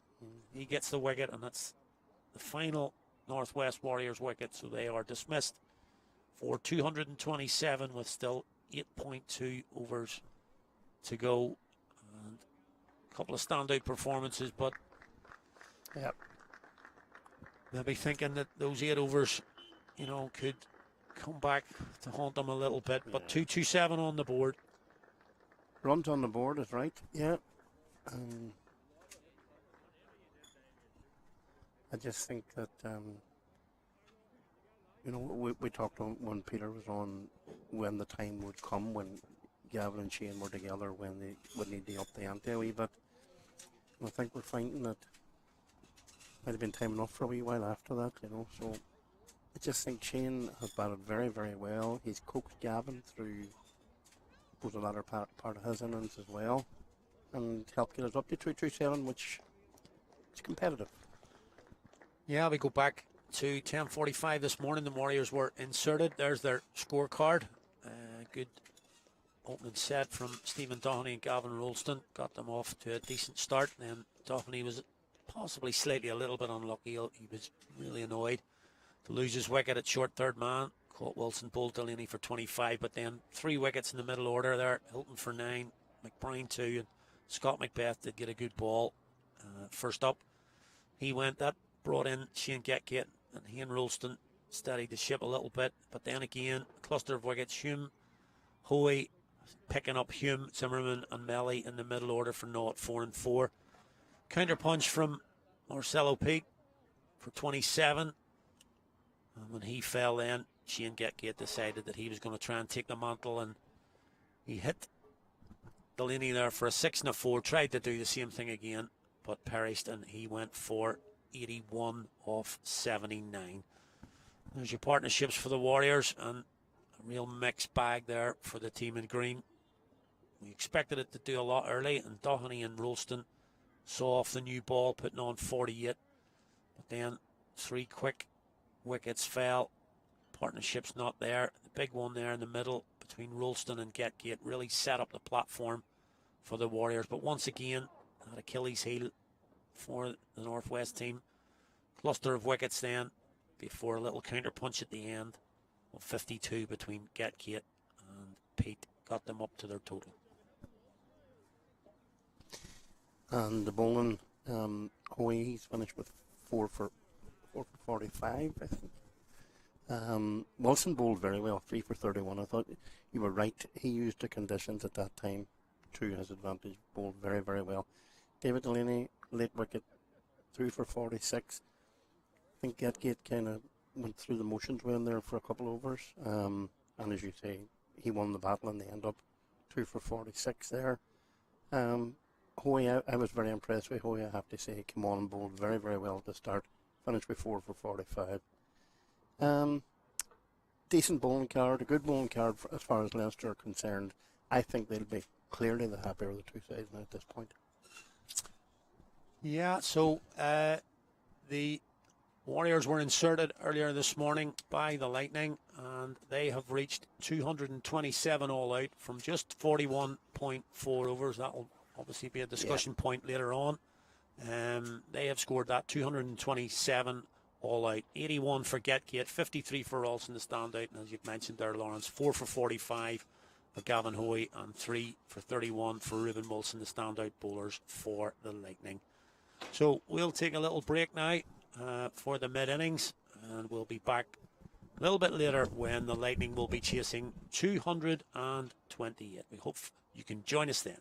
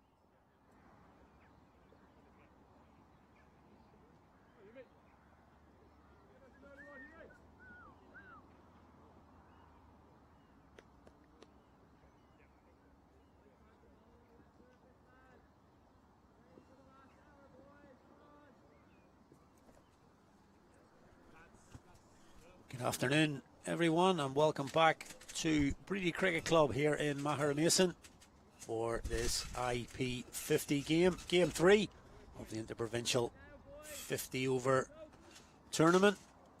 It's between the Northwest Warriors and the Leinster Lightning. Earlier on, Northwest Warriors sent in to bat, and they have totaled 227 from, well, I was nearly going to say they're 50 overs, but it wasn't quite 50 overs. It was 41.4 bowled out in that 42nd over.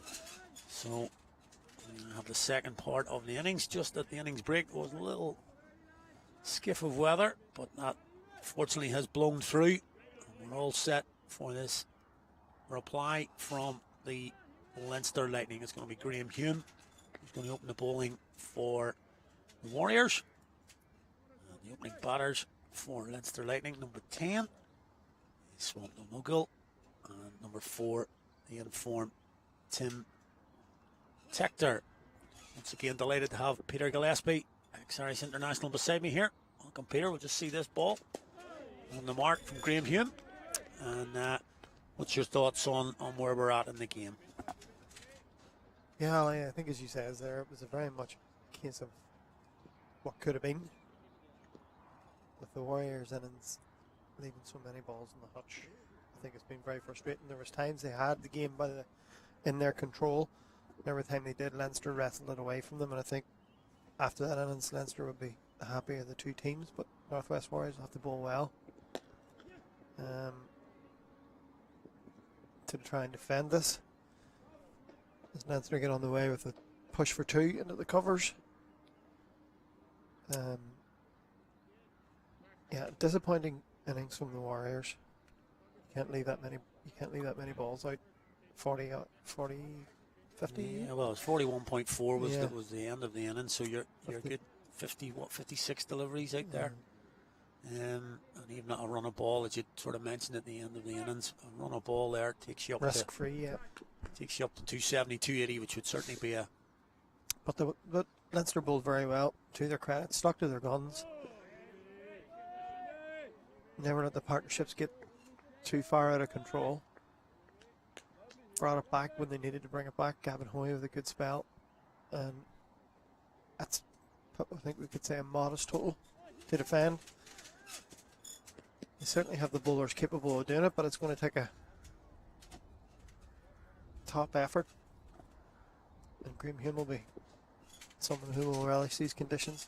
Breeze rolling strong across the ground, as you can see there from your left to right. So he's going to look to utilise that, see if he can get the ball shifting away from the right-handers. Finds a bit of an edge there. Yeah. Big spell here. Graham Hume, if you were with us earlier, you'd have seen came in and departed fairly quickly. A first bowler for him today with the bat, so he'd really like to nick a few out here early for the Warriors. Single. Mudgill has brought Tim Tector on strike for his first ball. Lines from Hume.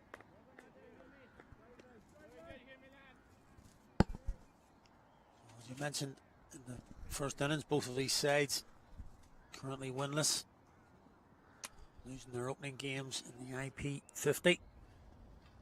So, goes without saying then, vital contest this. You really don't want to be starting none from 2. No, Tim's been in reasonably good form in white ball cricket, predominantly 2020 this year. So far he's come out with a very attacking intent across the 2020 format, at least a couple of half centuries, 30 in his last IP50. Yeah, and he played in that innings as well, watching it. It was like a T20 innings because he rocketed off, and that, as did the Lightning against the Reds. But the fall of the first wicket that day really just a collapse for the Lightning against the Reds, and he only got 170 in the end thanks to David Delaney's 44 at the end. And it wasn't enough. The Reds got over the line. Yes. So similar to what we were talking about with the Warriors. Yeah. Leinster got somewhere in the region of 50 for 1 to 81 for 7. That's it. Yeah. So, as you say, that's a proper collapse. It's a proper one, yeah. If you're going to do a collapse, do it properly. And that was one. We ran Macbeth, as you would expect. Bowling. Missed the pavilion end. He'll look to shape it away. 2, 1 slip. There's a gully. Probably 4th slip, you would call it. And he comes straight away. A little bit of movement there. Gets a little bit of movement That'll indeed. be encouraging. Looks down pretty ruefully at the crease. Too confident about where he's putting his feet there, but we kind of talked about Ryan Macbeth just prior to the end of the Warriors innings when he came out to bat. A pretty good start to his new NCU career. He's moved to Lisburn for Brigade. And there we go. That's exactly what we're talking about. Just bowling that on off stump. A little bit of a way shape. Yeah, it's been a Brigade for quite a few seasons now after an initial move in St Johnson, so good to see him still wanting a challenge, staying out of his comfort zone, going to try a new league. Obviously, probably relishes the thought of working with Nigel Jones up at Lisburn. See if he could help him with his bowling, with his batting, which he has paid a bit more attention to in the last few years as well. But primarily a new ball bowler, so his stock today will be to try and get some early inroads into the Lightning batters. There's a chance here. Oh, and a hit. Needs to hit. Cameron coming in there. Bit of hesitation between the two batters. The important thing for them is they get home.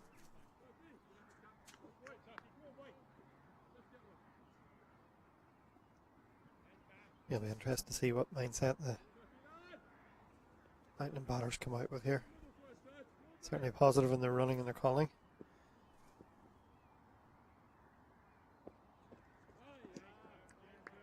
Ryan Macbeth on the money again. Just offered a little bit of assistance that will be encouraging to him. Yeah, he doesn't need much. You know, he's usually quite regular on that. Off, just outside off rather. You're quite surprised maybe that there aren't 2 slips in there. There's a slip and maybe a wide gully. It's driven through the covers. Lovely shot from Tector. Bit of work to do for Kane Hilton. Don't think he's going to get there, or does he? Oh, that's a wee bit of call from the fielder, I think. Happy enough with it. We'll get a look at it here. That's what they call in the game an honesty call. Yep. Certainly looked as if he may have made contact. He chased it down and looked for all money at this stage that he wasn't getting it. And yeah, to be Pretty sure that's 4. not called. Gets away with 2. Good shot all the same from Tim Tector. Yeah, could be that line that Ryan Macbeth bowls. Slightly more of a 5th stump line than a 4th stump line, so yeah, you might feel it with that slight bit more width in offer, and the McBride might feel a point or a gully might be a more viable option than a 2nd slip. maybe with the pace in the pitch as well, maybe a little bit slower, looking for that sort of maybe lifting one, perhaps more than the straightforward edge.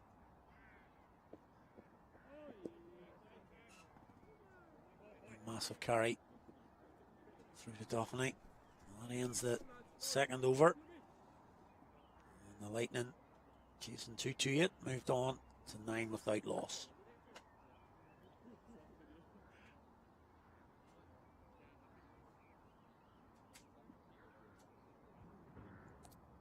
And we mentioned it at the start of the Lightning bowling effort that you don't want to chase it.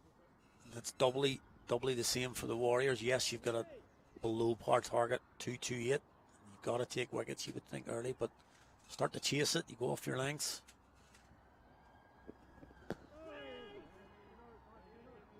Then runs can flow, and then you're really behind the 8 ball if the run rate gets out of control. Well, the one thing they will have to correct from the first match of this series up at Stormont against Northern Knights will be their extras column. 50 extras is criminal in any standard of cricket, let alone interprovincial level. 33 wides. Just really can't afford to give that much of a head start to the opposition. And not so much the extra runs, the extra balls that come with it as well. Well, I said I worked that game and quite a lot early on. It was very few scoring shots off the bat. Sound a little bit silly, but apart from the extras, they bowled quite well in terms of lines and pace getting through the ball, especially Ryan Macbeth from the Dundonald end that day. He bowled really well. But there was no pressure.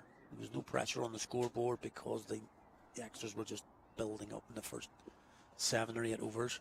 And really struggled to pull it back in that game from then on. Brian must be comfortable enough in Him's found his rhythm.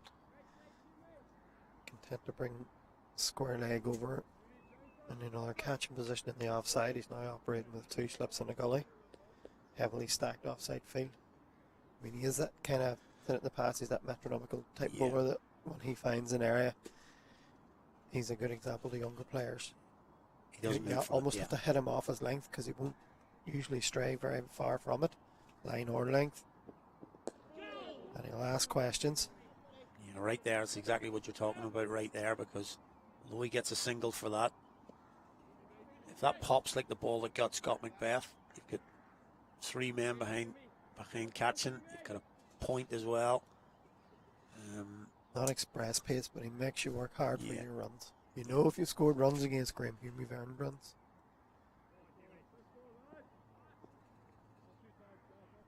It's quite a cordon here now in front of us. Slips in that gully and then a point.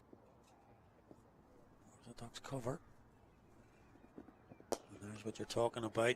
Tim Tector has decided he's got to put him off his length. Right, like Stephen Dooney did in the first innings. Takes 2 steps down the wicket, makes good contact, clears the infield. Yeah, good batting from Tector. Graham Hume can be a very dangerous bowler if you allow him to bowl to you. You've got to take the attack to him. It's a good strategy, especially when there's so many catching in. Got to almost make the batsman say, give him that encouragement to say go, and if it's risk and reward from both batter and bowler. Yep, good contest. Quality bowler. It's the man in form.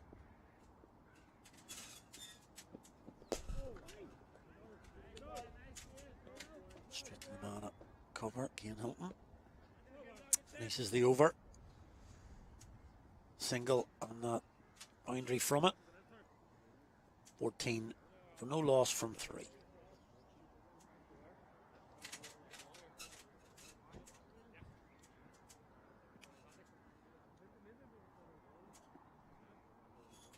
Something you talked about as well, Peter, in that first innings that the Lightning did really well. That a lot of people always talk about batting side trying to stay in the game as long as they can. You had talked about in the first innings that the Lightning, that partnership between Rolston and Getgate had got going. They stayed in the game with their bowling, didn't panic too much. Macbeth bowling again, it'll be a single. Kind of the same thing has to apply here for the Warriors as well. They can't, even though there's no wickets down in the first 3 or 4 overs, they can't panic. I think the game's done. They've got to stay in the game and make the Lightning make the runs rather than give them away. Absolutely. At that initial stage when they got that good partnership at the start between Dooney and Rolston, you wouldn't have thought 2-2-7 was on the cards, and then again Rolston Getgate, you would have thought they were looking at more. But every time they threatened, Leinster clawed them back in. But the good thing that Leinster done, which I liked, was whenever Leinster got half an opening, they really pushed through that door.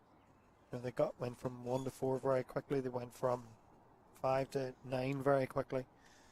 And as you say, it was a case of 2 partnerships and a counterpunch. and Leinster just stuck to their gun, stuck to their task. That's a great shot, bit of width and offer there from Tim Tactor, and he's just threw his hands lovely through that shot.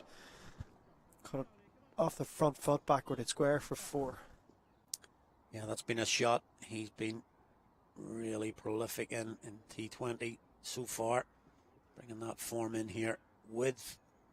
He plays the cut shot off the front foot. Plays it a little bit later. And just lets it come to him and still gets a lot of power behind it. Once he's middle that, no catching it, certainly at this stage. Good high hands and a nice open blade. Yeah. Just allowing the ball to come on and play it a bit later.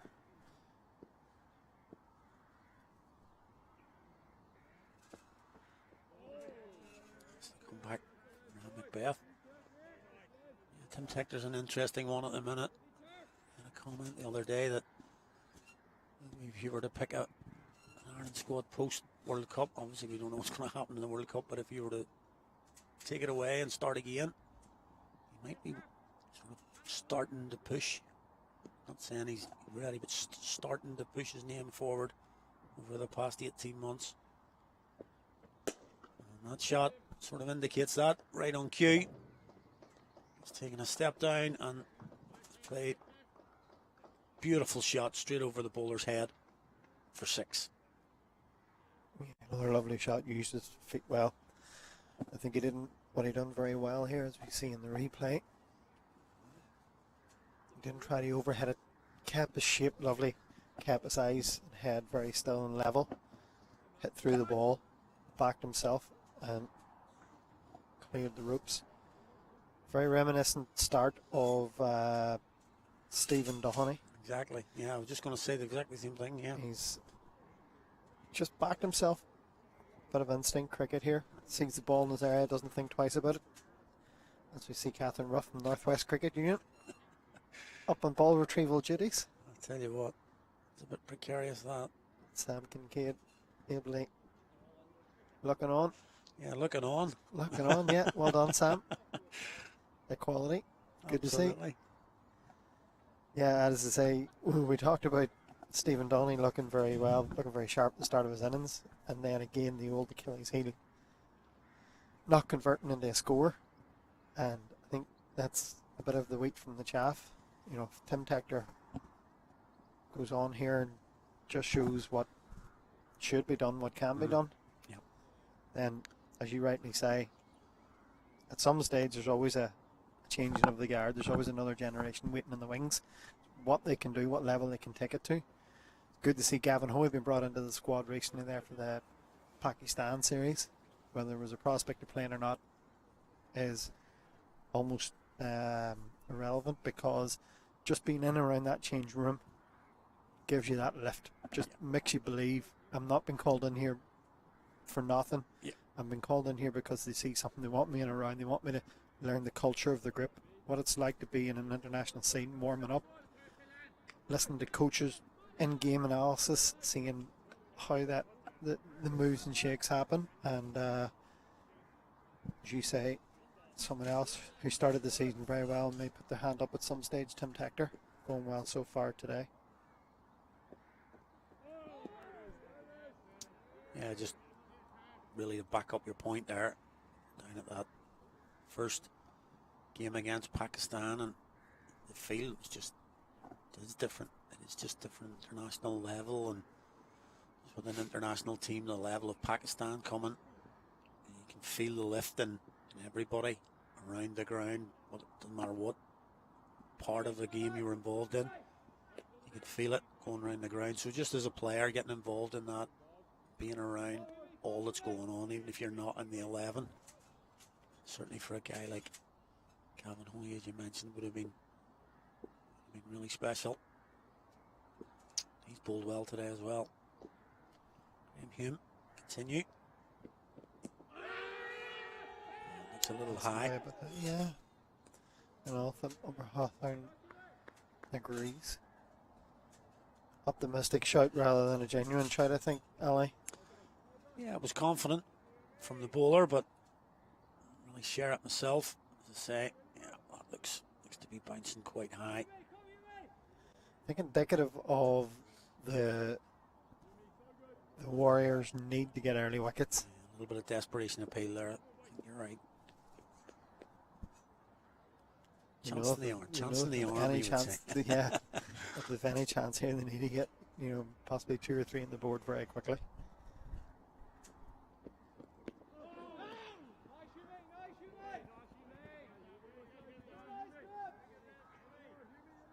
Just hanging around there, Graham Hume. I'd say there. I'd say he was asking him, is he okay? I think he was, but give him the benefit of the doubt. He was asking if he was okay. I'd say there. And the inner thigh pad are in the unmentionables. I think it's the latter. Having a check. All's okay. He will be eager to get back in again.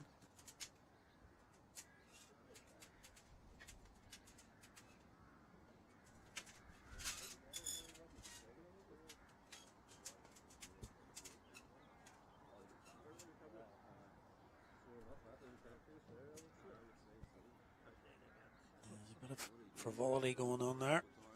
Tim Techner seems to have a bit of a smile. Have we got a bit of a breakage here? Yep, we do indeed. He's broke the box. There you go. A bit of a breakage indeed. I don't know if you've ever heard the famous Bumble story that he told when he was playing for England. The He was Aussie hit one. by Jeff Thompson. It's hilarious. You have to tell it. Can't leave that hanging. The physio came out asking if he was okay, and Bumble's response was, "Can you take away the pain and leave the swelling, please?" Although knowing Bumble, the whip that he has, that's probably grown legs It probably as the has, years have gone on. Yeah, probably a little bit. Certainly, what goal got? Kind of knew something was wrong there when you saw the grin from Tim Techner as he came down. You kind of knew something was up. Indeed, he's broken the box. Carry a spare one, Peter? He's carrying a spare box? No. No. I don't think it was one of those things you did. No. And Carry a there was spare a very, box. very odd occasion where I didn't carry Any box? any. I believe it or not, one of the most important pieces of kit outside your bat and your helmet, and I've on a very, very, very seldom occasion forgot it. Never been punished, thankfully. Concentrate a wee bit more. Oh, that certainly widens the eyes, that's for sure. We seem to be sorted. A wee break now, back to concentration.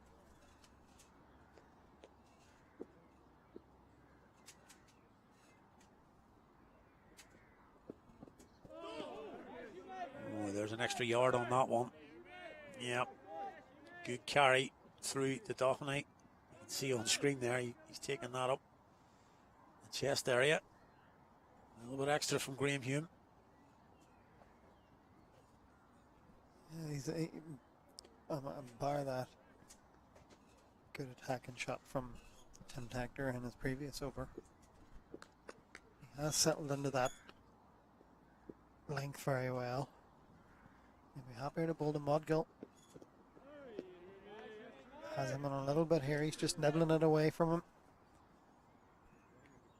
Just asking the right question. Just to illustrate the point that you made about getting him off his length, that's what Tim Techner has shown that he was looking to do. You don't see that from Mudgill. He didn't need many more than a couple of balls before Yeah, he was he did it. content to take that calculated risk and attack. Whereas we've seen quite a lot of balls here to Mudgill over the 2.5 that he's bowled here. He's on 4 dots now. Yeah. Caused him a bit of discomfort.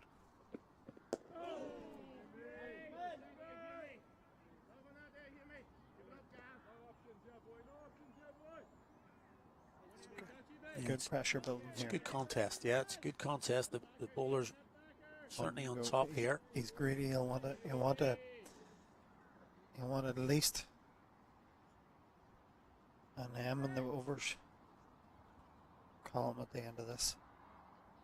Possibly a WM if we can.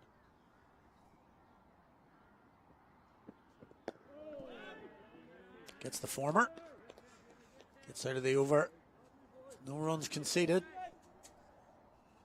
And Hume conceded 9 from his 3. And overall, the Lightning are 25 without loss from 5.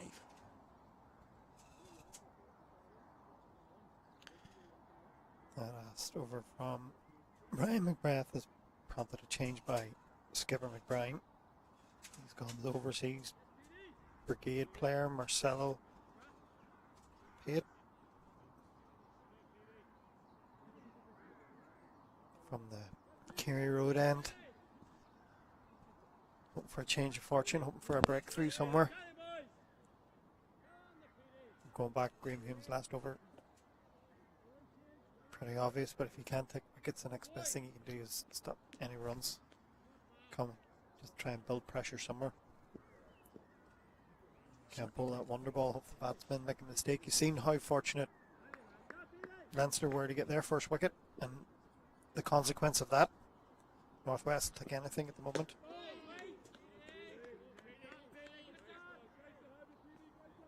Interesting that in these conditions you would have possibly said that Ram Macbeth would have been the one with a bit of shape and moving it about. You mentioned new ball bowler. Tim Tackler's taking him for a couple of boundaries. Wasting any time, the skipper, Brian, changed in the third over from this end.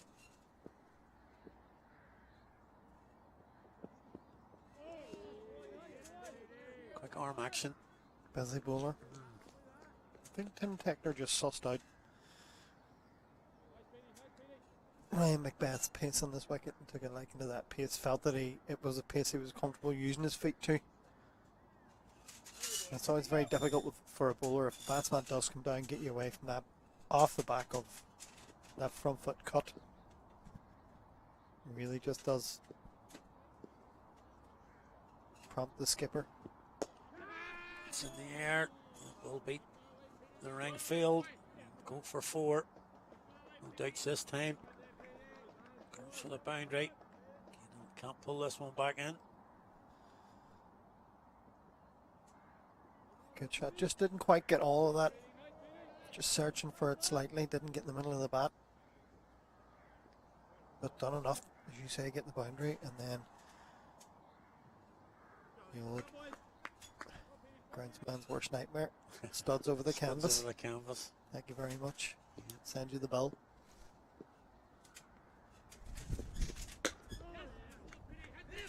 For the 1. Oh, that's hit Tim Tackler. Just on the follow through. Yeah, it's hit him on the wrist, I think. Yeah, good pick up and throw there from Harry Zimmerman. Fortunately, not the direct hit at the end of it. It's caught the wrist of Tim Tackler. He does look in a bit of discomfort. Worry, the Lightning will be hoping that he's not down for too long or seriously injured. Yeah, just one of those ones that we're obviously trying for the run out. Seems to have maybe just hit Top of his thumb there by the looks of it, where he's holding possibly further on up. He does look in a bit of discomfort now, in fairness. He does, yeah. It seems to have just caught one of the footholds possibly and reared up. He was out, have a look at him. Not too good taking the glove off there. Let's just see.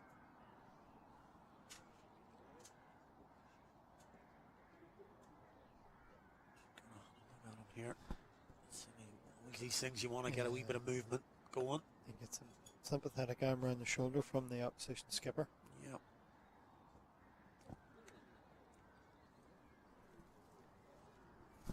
Always be looking just to see if he can flex the fingers, the wrist, keep it moving.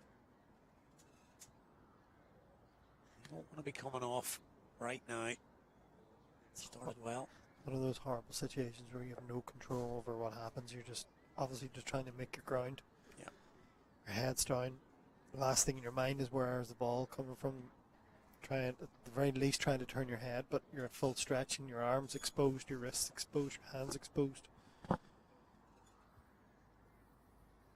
hopefully the magic spray does the trick. But I've had Seems to be quite high though. Looking Yeah. at where the physio was spraying that, it looks to be on the forearm. I've had those cricket ball muscle injuries in my arm before, and it does affect the grip on the bat. You just don't have the same grip strength. You don't have the same power.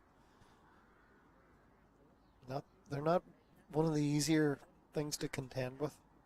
So, You can help. We've all had that one where it misses the thigh pad and goes in. Plenty of muscle there to cope with that, but on the arms, very, very exposed. It's just all muscle. You're just hitting that. It does just take a while for that feeling to come back into your hands.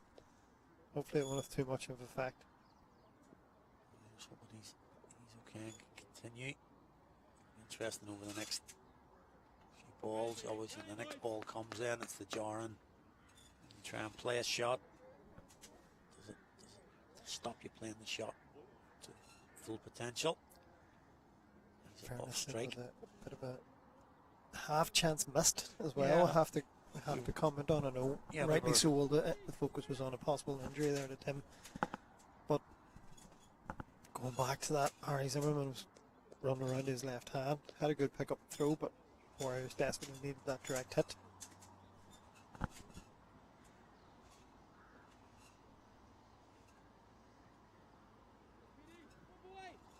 So this little break there. Go back to that. It was, of course, a single.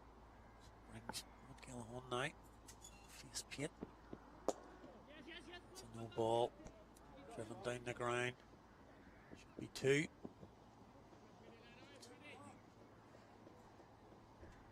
Bonus again. From the batting side again. We saw that earlier. From the Lightning. Our first free hit for Mr. Lightning. No ball. See batter on strike. These two will be he's taking an interesting stance there. He's well outside his off stump. Probably be why. Just cleared it completely. Wide open spaces on the leg side. Didn't really get hold of it completely, but certainly more than enough to beat the infield, and it runs over the boundary. Another boundary. Very unusual situation there. Very unusual bowling. I mean, the batsman pretty much telegraphed what his intentions were, and he still got the length that he needed to get underneath it. And as you say, he didn't catch it, but there's enough there to go for four. Gonna get another one. He's picked it off, but unfortunately that won't count. As Alan says, it's another no ball. Yep. No balls are bad enough, but when you get an edge to the keeper, great delivery. You can see the two slips. One with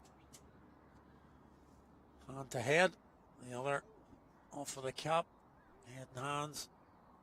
Tells you all you need to know. Desperately needed by the Warriors. Signal comes for a no ball. A double dunter of no wicket and another free hit.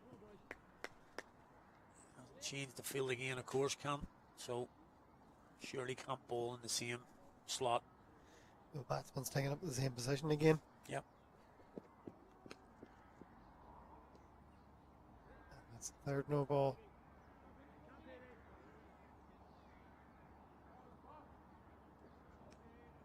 This is becoming a real problem here for the Warriors. Yeah, it's really strange this night. This is a first class player here at the minute, obviously. As you can see from the red markings on the pitch, these players do all this before the game starts. They have it all measured with tapes now instead of the old-fashioned way of stomping it out almost. So unusual. I did put it in the same sort of area. A bit shorter possibly, but It's all very predictable, Ali. yeah, Mudgill just pumps it down the ground. Really strange over in some ways. I mean, he's he's almost looked like a bowler there that's just wanted to keep his foot behind the line rather than anything else. That was his sole focus because he's just put that on an area that, Hit me. you know, Yeah. possibly me or you could have hit for 4.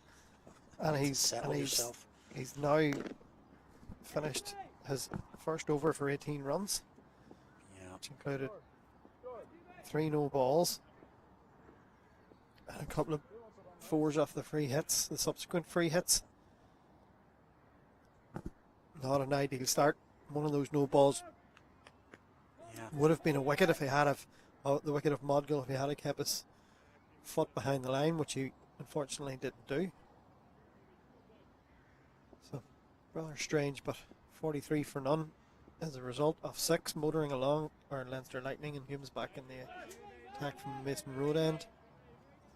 It's really a story of 2 ends here at the minute, because Graham Hume's still causing difficulties into his 4th over.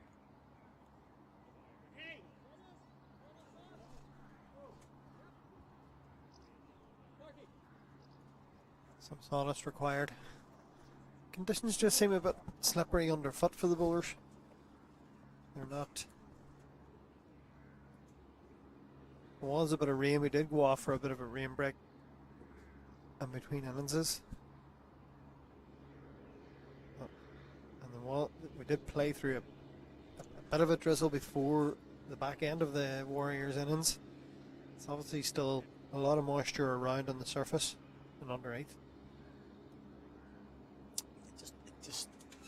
Without being out there, it just looks a little bit damp. Just from our point of view here, it just looks moisture's out there and greasy. That's greasy. The word we're searching for. Yeah. Ryan Clark, the Brady vice skipper and wicketkeeper, doing the honours with the sawdust.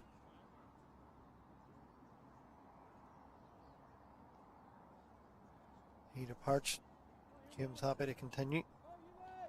And Tactor, who was the aggressor for long parts, has almost felt like a spectator after that previous over from Marcelo.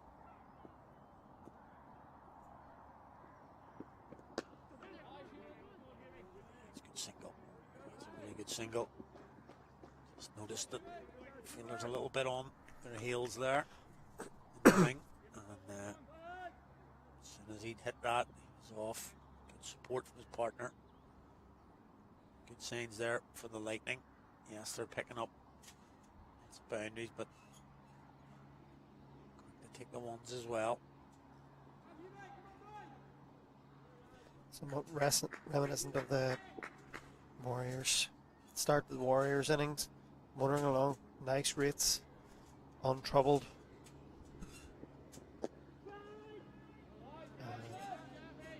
Northwest Warriors could desperately do with some kind of a break here now. Anything to happen just to get them going. Batter's been very much dominant in these conditions. The pitch has offered a bit of assistance, but I just don't think they've put it where they wanted to consistently. Slightly distorted total with that 1 over off paid going for 18, so take that into account.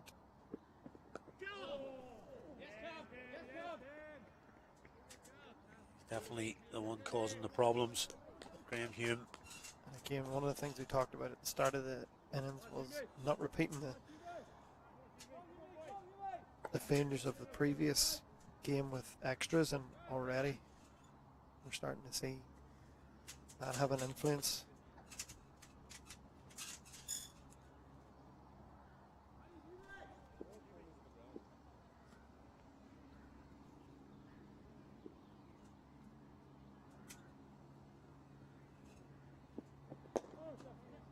Well, that could be out. That is out, and that is that little breakthrough that the Warriors desperately needed. It's come in the most cruel way that can be imagined as a batter.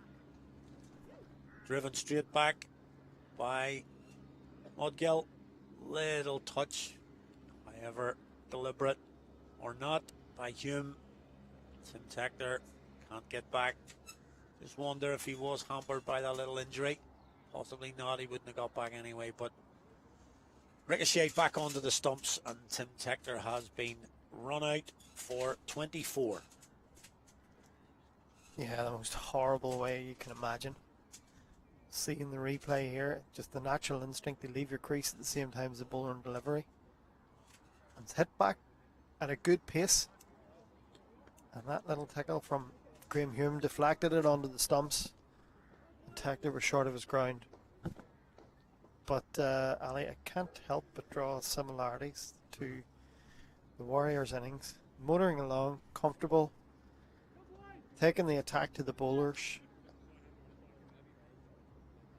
The bowling side desperately searching for something, and then the most unlikeliest of breakthroughs in both innings. Neither, I would imagine, overly planned, and all of a sudden 40 for 1 or 44 for 1 brings Chris DeFreitas and Balbriggan to the crease. And here's the time now where the Warriors will have to really, they've opened the door, they'll have to push the foot into it. Well, that will be the difference then, if they can continue the similarities between the two innings. They'll need to pick up another 2 or 3 really quickly. Put that little bit of fear to the visitors' dressing room.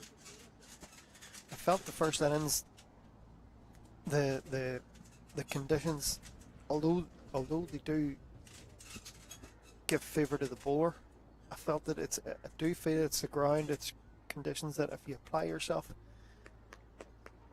then there's rewards there for it.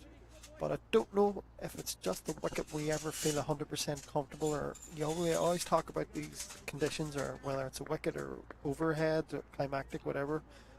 There's days that you go out, you just never feel in. You just feel you have to be so watchful every ball. You can't relax for a second. And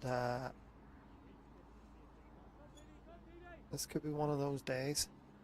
You have to battle for everything that you earned. There is value there, but you have to really show that application. Pate comes back for his second over after that somewhat disastrous first. Let's see if we can get an improvement from him. The new batter, just DeFreitas. It does play in your mind, as hard as professional as you may be, and as hard as you try not to think about it when you're running up the bowl. You want to really be looking at your landing zone as a bowler, but you really can't help but have that one eye, or the corner of that one eye, on the front line, just hoping that you land behind it. And you don't really feel comfortable until another few pass. Yeah. We always talk to the kids who are coming through the bowl, and you're trying to say, well, look, yes, you learn that the action of bowling, but the run-up is an important part of it, and get it down, and you know your steps, you know exactly where you are, and then forget about it. It has to be repeatable. Yeah, it has to be repeatable. There's too many kids I see, too many kids I coach, where they'll mark a run-up, and then they'll go a yard over, because they don't understand stride pattern. That's okay, they're young, that's okay, but if you can nail down that consistent stride pattern where you land at the crease in the same position time after time after time, then it allows them to take that out of the equation, and then they can just concentrate on the more important things like their action, where they want the ball to land. Absolutely. But it can be a problem for all ages. We've seen today, yeah. You know, you can't overstretch, get it wrong. This has been much more like it. Just exactly as we're saying, 2 or 3 balls where your feet are landing, your run up seems good, you're landing in the right areas, and then suddenly you can concentrate on what you're actually there to do, get the ball in the right area to the batter. Yeah, so far, the last ball of his previous over, the third free hit, yeah, he literally just threw it up there. He just wanted to throw it up there. I'm going to place it on this spot, please, just to make sure I don't step over. It's like side-ish. Just drifting. Yeah, certainly got a bit of zip back there in his delivery. Did look like that, didn't it? Just like if you've got an injury or something, you just want to get rid of it. Just throw it up there. free runs really last over. Certainly nothing free in this one. Just that leg by so far, 1 ball to come. As we mentioned, really the Warriors want to just go bang here and get a couple quickly. Can Pete get this in the last ball? It's a good one. Well played though. Gil keeps it out. And the Lightning after 8, 45 for 1. Well, that's more like it from Marcelo Pate.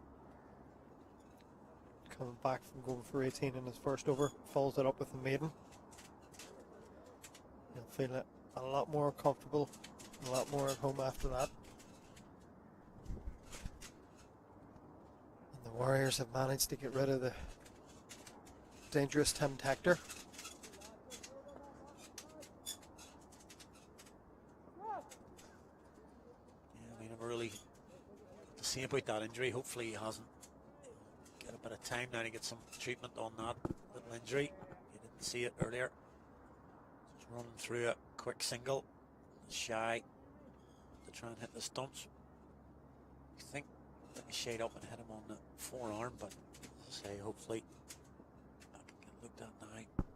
Graham Hume to continue. 2 to Freitas. Graham Hume to a tee right there. Right on us. Line and length, first up to a new batter. This will be a test for the Freitas. As it should be.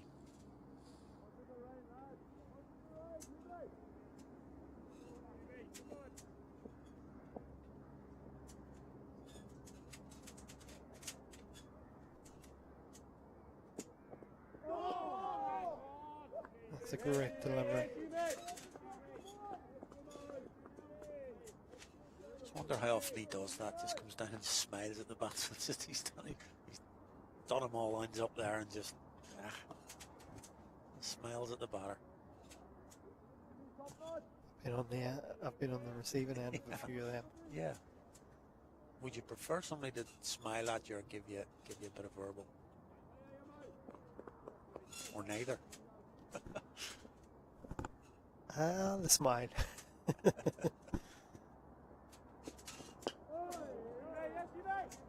I had both on one occasion. Playing a match for Ireland at Clontarf against Essex. We had the how will I say this nicely? The enthusiastic Andre Nell coming up the hill. Wow. Tried to take my head off with a few bouncers and then came down scowling and then stopped, and the last action was a nice smile before he turned and went and tried to do it all Did again. Exactly the same thing again. Yeah. Shot. Great shot. Slightly over pitch there from him, maybe searching for that bit fuller bit of movement after his last delivery, but the Freitas was equal to it. Put his hands through that lovely. Guided it out through the covers for 4 runs. Yeah, that is a good shot because he was under the pump there in this over. It's quite easy to go completely into your shell there. And, he has caressed that through the covers. A lovely shot.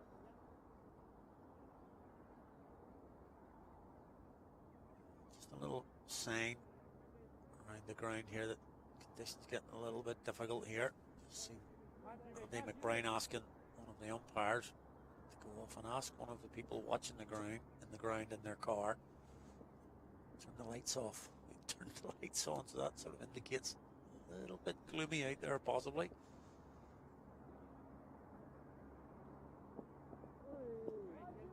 Yeah, we can see the hills towards the city there. Just up past new buildings. And on over the other side of the city towards Donegal, and you always know when they start to get a little bit murky, a little less clear, that's a sign that there's rain around. There is a light bit of rain sweeping across the ground, which you probably won't see on screen, but you can see from Graham Hume's top that the wind's blowing quite prodigiously. Difficult for batters and bowlers. But it's getting quite heavy now, to be fair. Stunt the effort of Graham Hume. I think we're going to get a conflab here because it has got quite heavy. It did stay on, and it was like this at the end of the Warriors innings, but I suppose you were coming towards the end of an innings there, 9 down, and we're maybe trying to just get through. Umpires Hawthorne and Morrison are getting together right now. Don't think the rain's overly heavy. It's more the wind. The wind's accelerating that, probably making it feel as if it's a lot wetter than it is. It's just blowing into people's faces and things like that. It just isn't very comfortable. And off they go. There's a signal from umpire Hawthorne. It's calling groundsmen on with their covers as the players depart. It's quite disappointing now because it's going to be one of those difficult periods now where we could play on in this. Possibly. You can see that a conversation, but really this would need to blow through before we can get back on again. So the covers will be brought on here. And Brady, current score 49 for 1 off 9. That's symptomatic just of the level that we're at. If we would all say if we were club level here, the game would continue, but you're dealing with professional cricketers with livelihoods. Absolutely. Conditions are a bit greasy, and the umpires have taken the decision to remove them for the meantime. There's the lightning card so far. Just 228. Tim Tector got off to a really lovely start. Played some really eye-catching shots, particularly a straight 6 off Ram Macbeth. He had got to 24. Just picked up a little injury just before that. Taking a quick single, hit on the forearm, we think. But then fell to possibly one of the worst dismissals in cricket, where he was at the non-striker's end. His partner drove the ball back. And we have the ground step. And he went for 24. The Warriors bowling card, and it's been a tale of two ends, really. Graham Hume's been very threatening at one end. He's bowled 5 overs. Hasn't been successful, none for 14. But at the other end, the runs have been flowing. And in particular, that 1 over from Marcelo Pate went for 18. A couple of free hits and no balls. There's the current match summary. A reminder that the Warriors massed 227. Get gets 81. And Rolston's 53, the backbone of that. We're through 9 overs here at the moment. We've had a little rain delay, and it's 49 for 1. The Lightning still require 179 from the remaining 41 overs. The ground staff are out there trying their utmost to get the wicket covered just before any rain comes again. It has lessened a little bit, but just at the moment we're on a rain break, so we'll take a little break here now and we'll be back with you as soon as play resumes.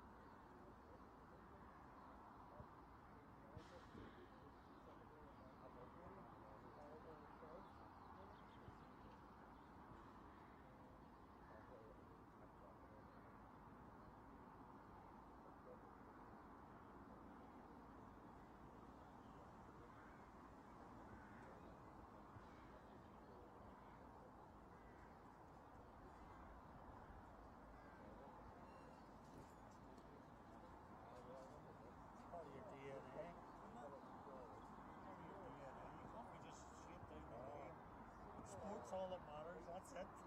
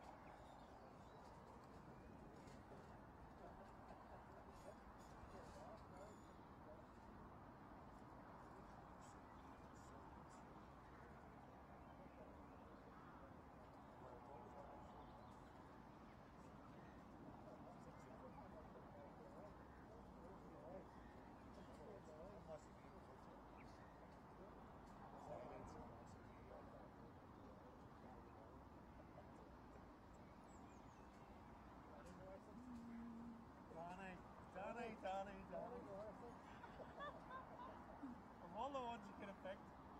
I hear Johnny Morris then, will I?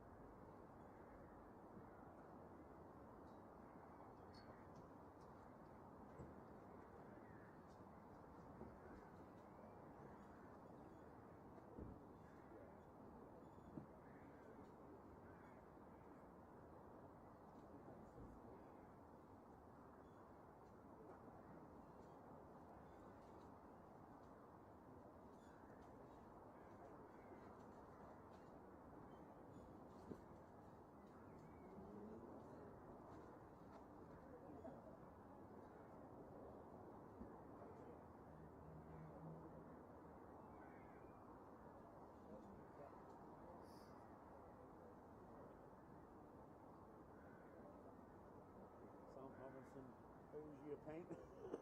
You owe him a pint, rather.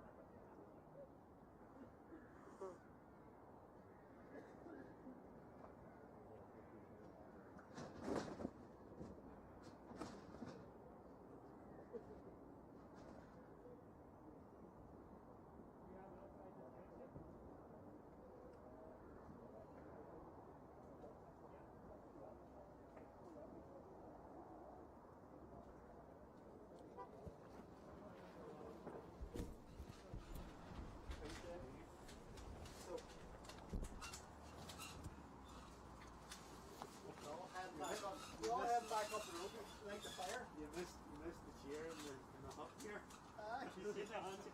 Yes! You know why? Yes! You know why? Because Streaky thinks he'll get to the house before the match starts. Now. Yes! Just getting the road closures coming through at the minute. Leave him off at Colin and tell me to get the dart post. Here's the thing, is he going to be happy or is he going to be pissed? He's coming in. He's just trying to figure out how many Leinster players has he fit in his car. He's going down the road. Down the road.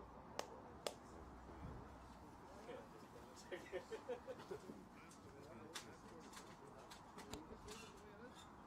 maybe